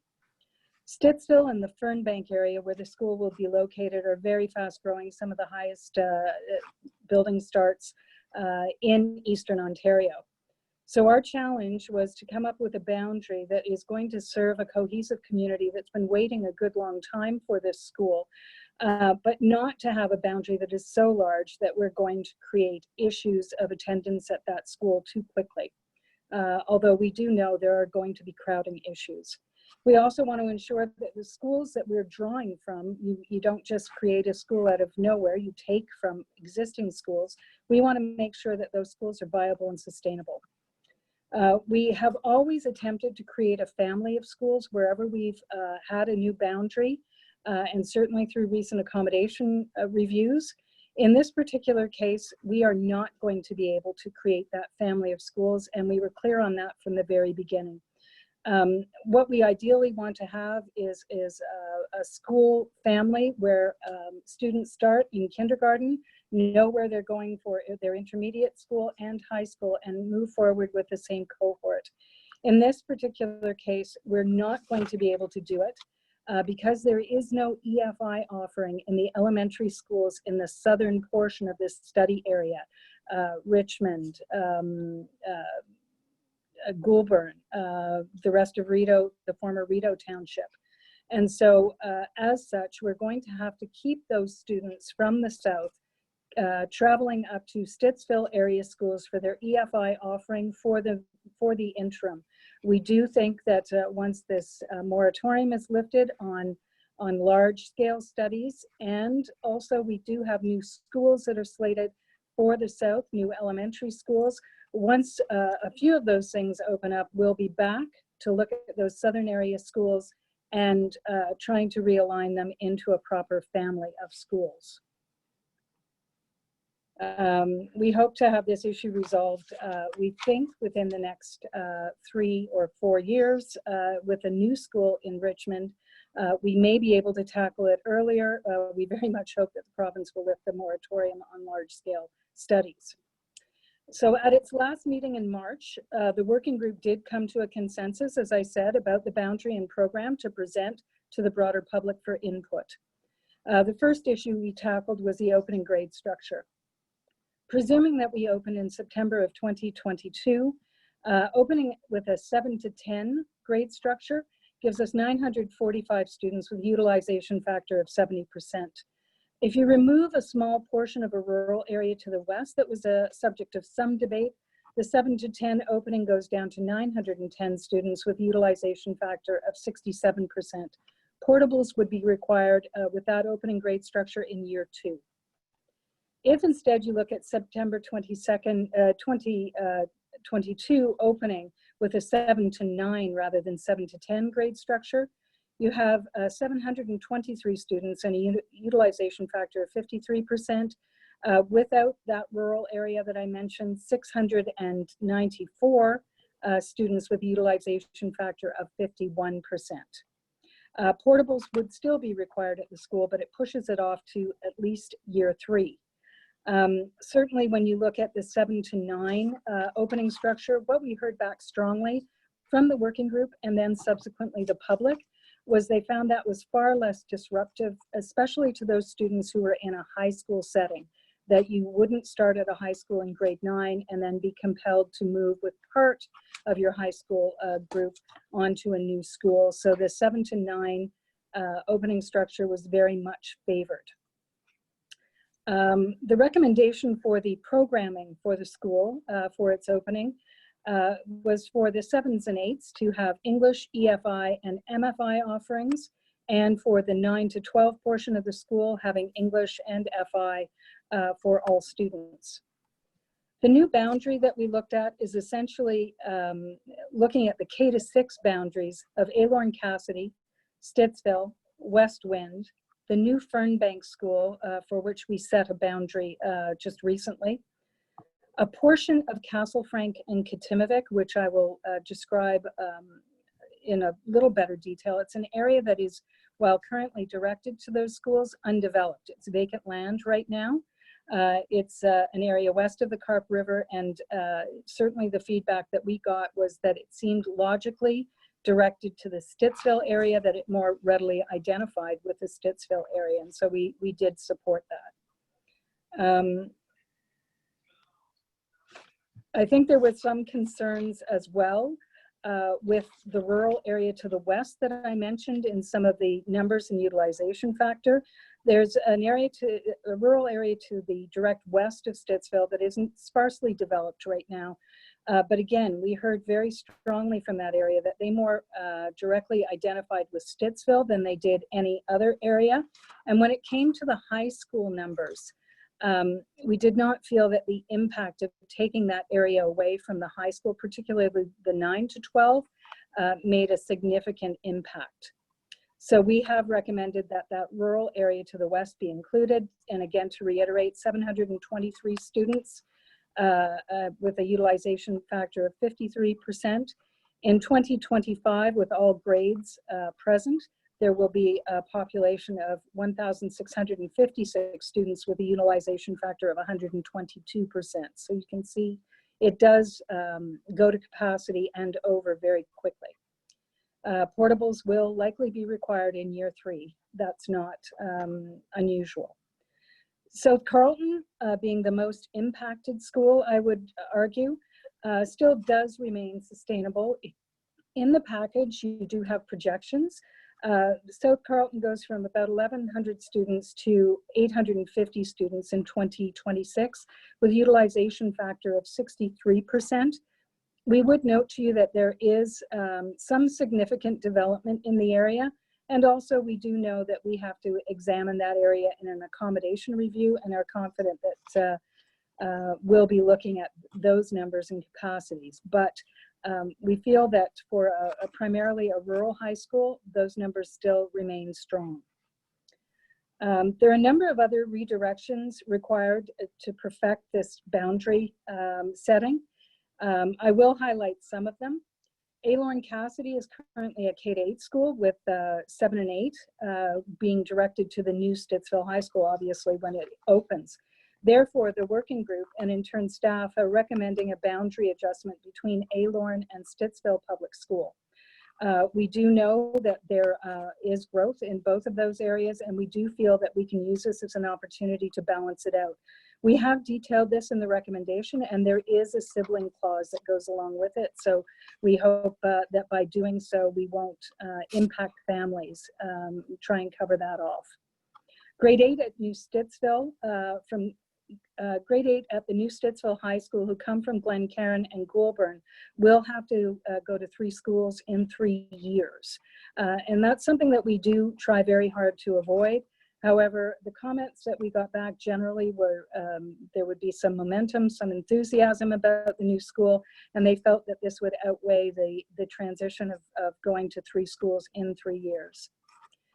As I mentioned before, we can't resolve the family of schools. 2 feeding patterns for EFI students going to Aylorn-Cassidy and West Wind.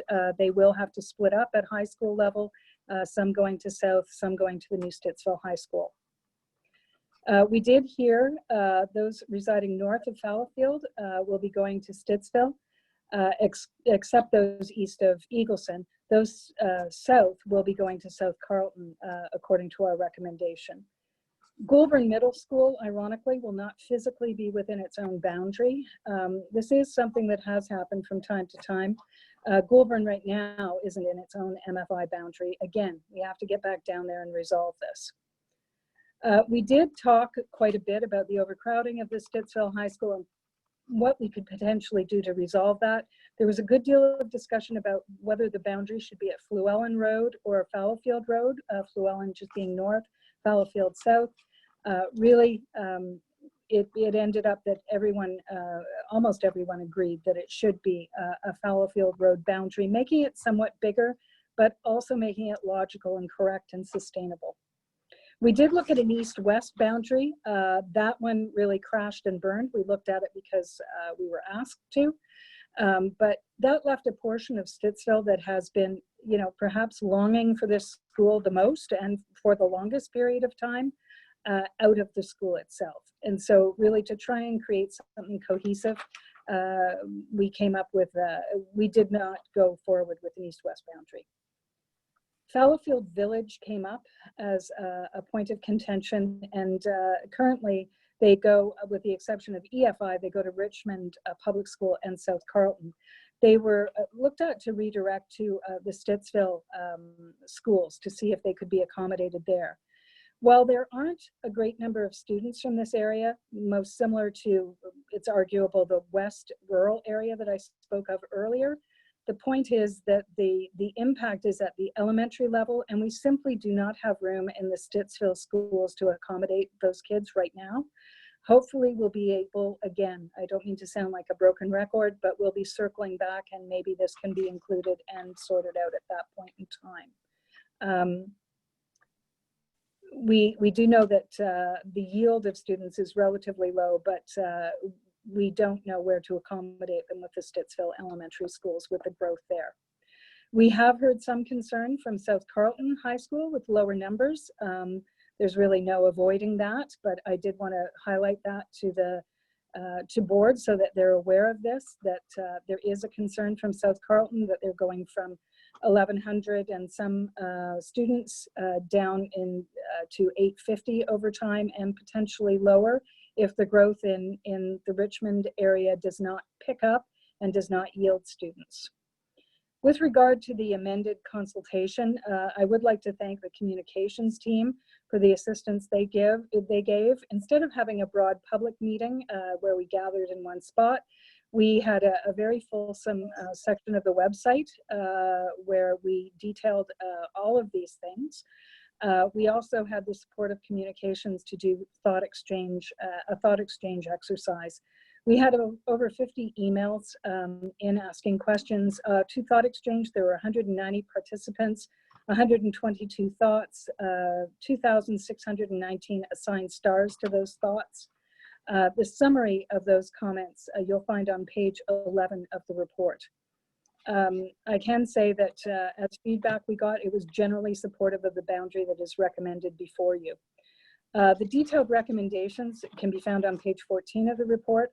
The individual school impacts, which I will spare you, but they are significant and it is complex, are listed on pages 6, 7, and 8 of the report in section 9.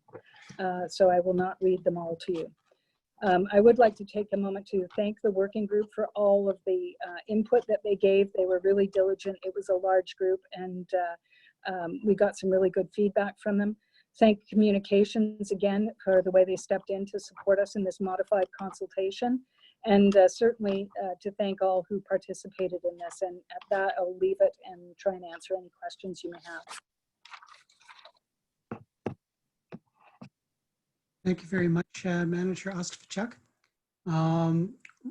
Unfortunately, it's 10:30 right now, so we're going to have to go to the 10:30 vote. And have 11 trustees. So if I'm not mistaken, Chair Scott, is it half of this required or 2/3 to continue?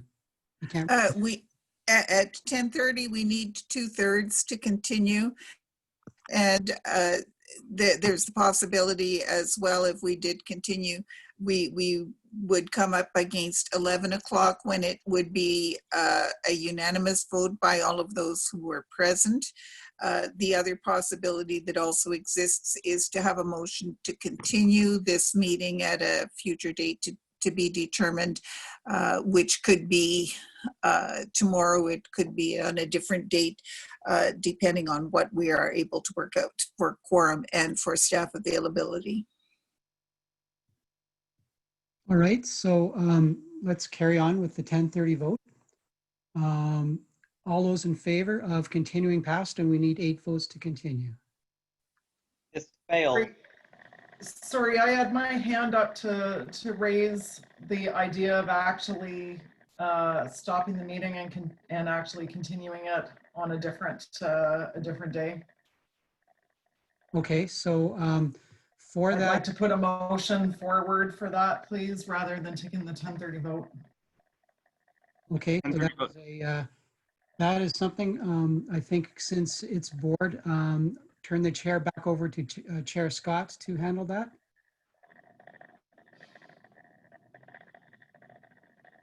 Thank you, Mr. Chair, and I'm going to look to staff for a little bit of procedural advice on managing this, particularly because we did curtail our discussion of the report earlier, and whether or not we would be able to add a chunk of that discussion if we did have a continuation meeting, which would give us more time to do that. Madam Director. Thank you, and through Madam Chair. For that procedural advice, Executive Officer, she's prepared to give some suggestions and some directives around our protocol for those moves. So Executive Officer Giroux. There are 2 questions. I was just trying to open my rules on the same screen. In terms of the rules themselves, there's the question of at 10:30. I just need to double check the language about the vote. I think it's at 10:30. You have to take the vote. In terms of the question from Trustee Scott, just to make sure I understand it correctly, was the question whether we had a continuation meeting, you would be able to continue discussion on other items that have already been dealt with on the agenda, or only those items that have not yet been dealt with?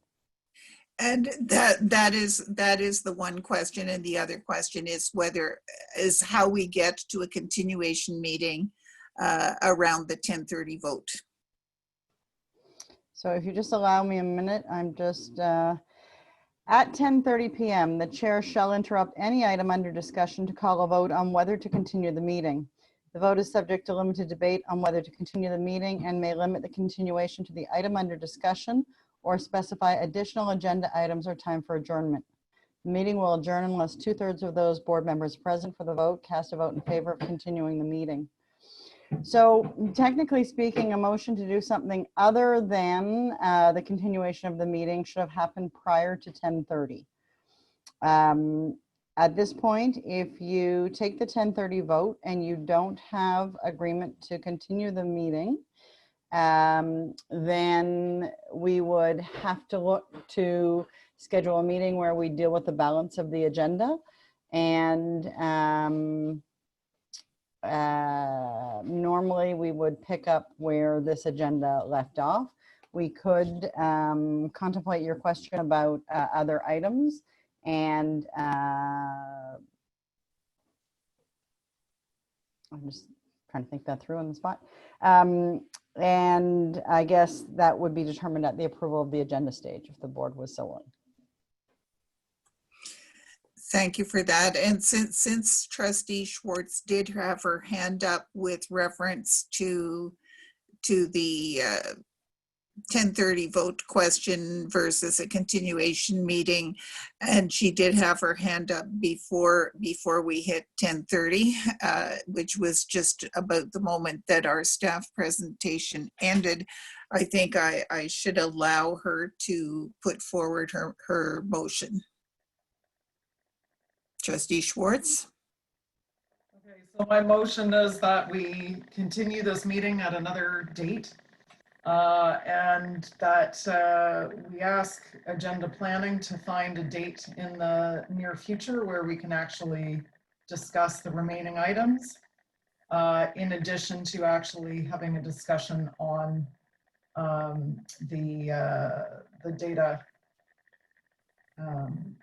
piece that was raised earlier. Sorry, I'm exhausted. I've been going since 8 a.m. and I've been on Zoom meetings all day.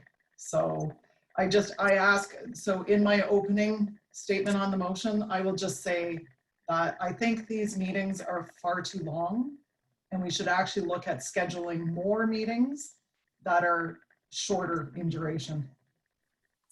Thank you for that. Thank you for that, Trustee Schwartz. So shall we say then that you are moving that this meeting be continued on another at another time as soon as possible, and with the intent to complete the agenda and include additional discussion of the Valuing Voices Identity Matters report? Yes. And do we have a seconder for that motion? Trustee Bell is seconding. Do we have any comment from staff, Madam Director, as to feasibility of doing this? Or so the question will of course be availability, because we need to ensure that we have quorum, and also the staff availability to do the operational pieces of the virtual platform for this. We do note as well, we have an OSTA meeting on Wednesday evening. So that's which will involve a couple of our trustees. But from the point of view of trying to be expeditious, my recommendation would be to try to see what we can do about this week or very early next week, because otherwise it becomes a whole new affair as opposed to a continuity. So I'm going to ask Executive Officer Giroux, from the operational point of view, how it is that we might proceed with this. For you, Madam Chair. Wednesday we have, I think it's audit committee, and on Thursday evening there's an IAC meeting. On Monday evening there is a special board meeting, and Tuesday is the day prior to Canada Day, so I don't know how people feel about that. It may be that you're looking at July 2nd as the most likely date, unless there was a desire to continue tomorrow evening. I can't speak to you. And if we had if we wish to continue tomorrow evening, given expectations for notice requirements, right, that would probably have to be part of the original motion. In the past, it's been a long time since we scheduled a continuation meeting. In the past, we used to continue meetings sometimes into the next evening. If the members vote in favor, that presumably expresses their consent and availability. And would we have staff availability if we continued tomorrow?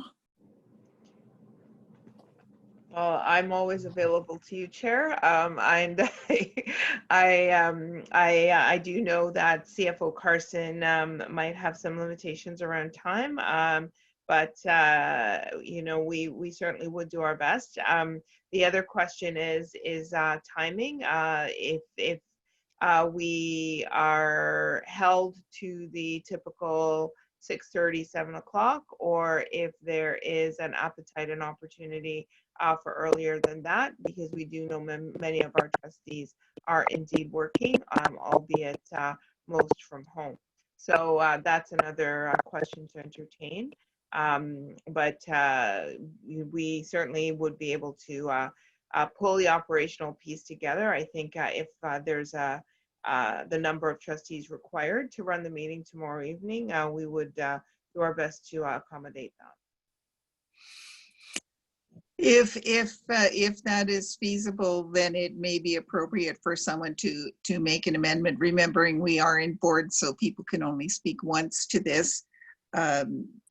So if we're clear right now on what has been moved and seconded, I have two speakers to this, beginning with Trustee Lyra and then Trustee Ellis. My first part is a question to staff. That is, if it doesn't end up on the meeting tomorrow and it ends up sometime next week, does that prevent us from hiring people on the motion passed earlier in this meeting? Or like in a continuation meeting, have the things that we've passed already taken effect, or does that not happen at the end of the meeting? Madam Director? So this goes back to rules of committee. I'm inclined to say that they hold, but Michelle is smiling at me, so I'm going to look for her to continue to confirm. If the item had a motion tied to it and the board has made a decision, then the board has rendered its decision. So a continuation meeting just means the meeting occurs over 2 days as opposed to 1, but any process for revisiting a decision that you already made would be subject to either reconsideration or a motion to amend something previously considered. I just wanted to make sure there wasn't some arcane reason that motions didn't take effect at the end of the meeting. And then my second thing is I have another commitment at 8:30 tomorrow evening. And so I would prefer to go from like 5 or 5:30 till 8:30 and hope to get everything in that time slot. But I don't know what availability is like.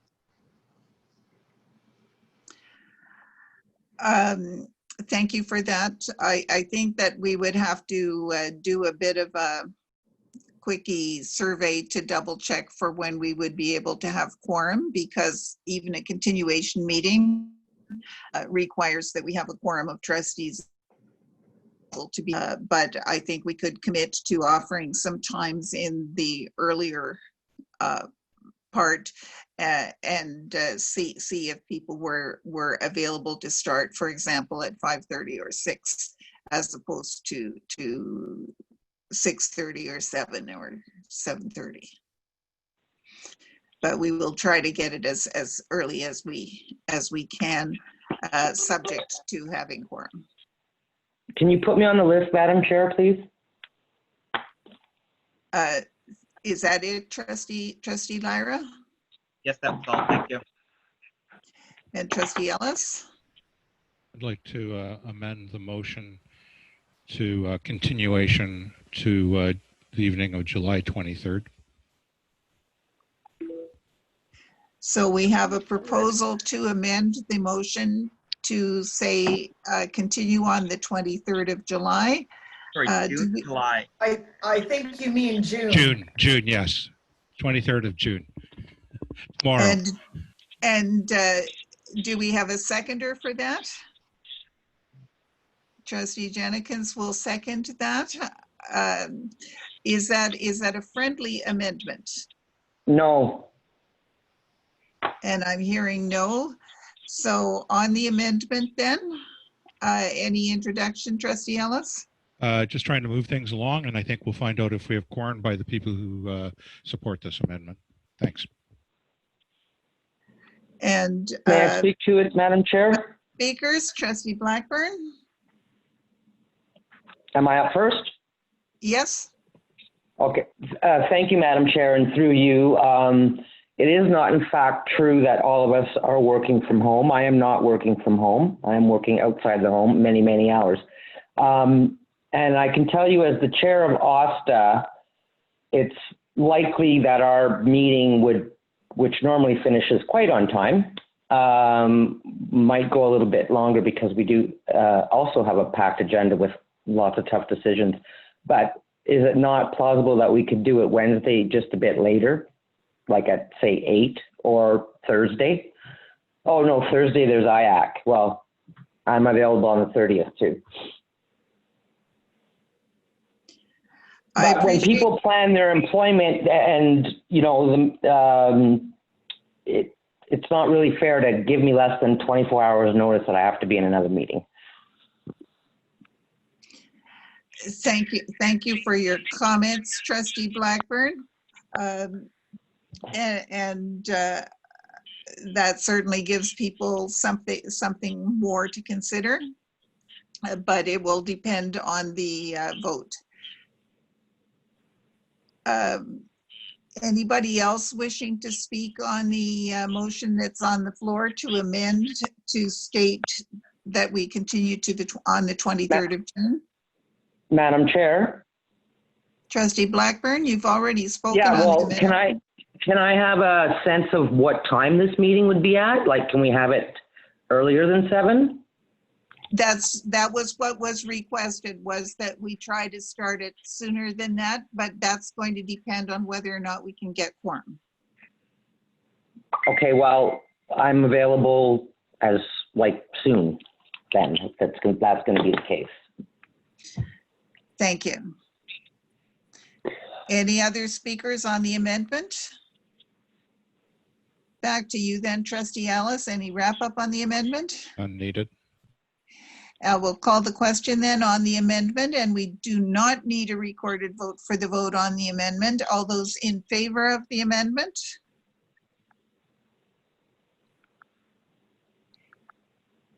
And opposed to the amendment?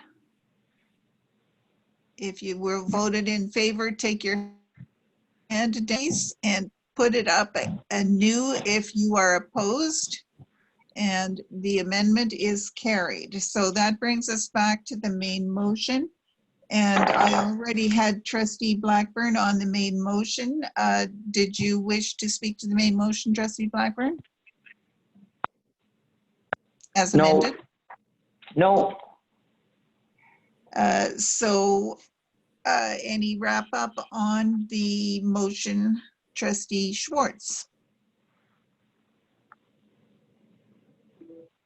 None required at this late hour. Let's just continue. Thank you very much for that. This is, I think, classified as a procedural motion and therefore doesn't need a recorded vote. Am I correct? And I will ask the executive officer to confirm or the director. Yes. So on the motion then, and could I ask please that the manager of board services read the motion before we take the vote?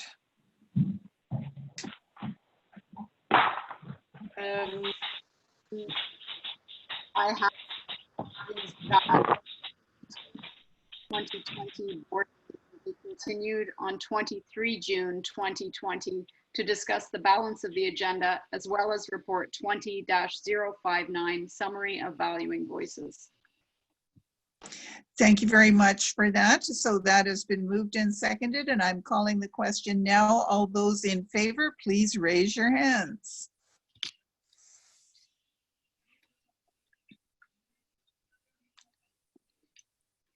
And those opposed?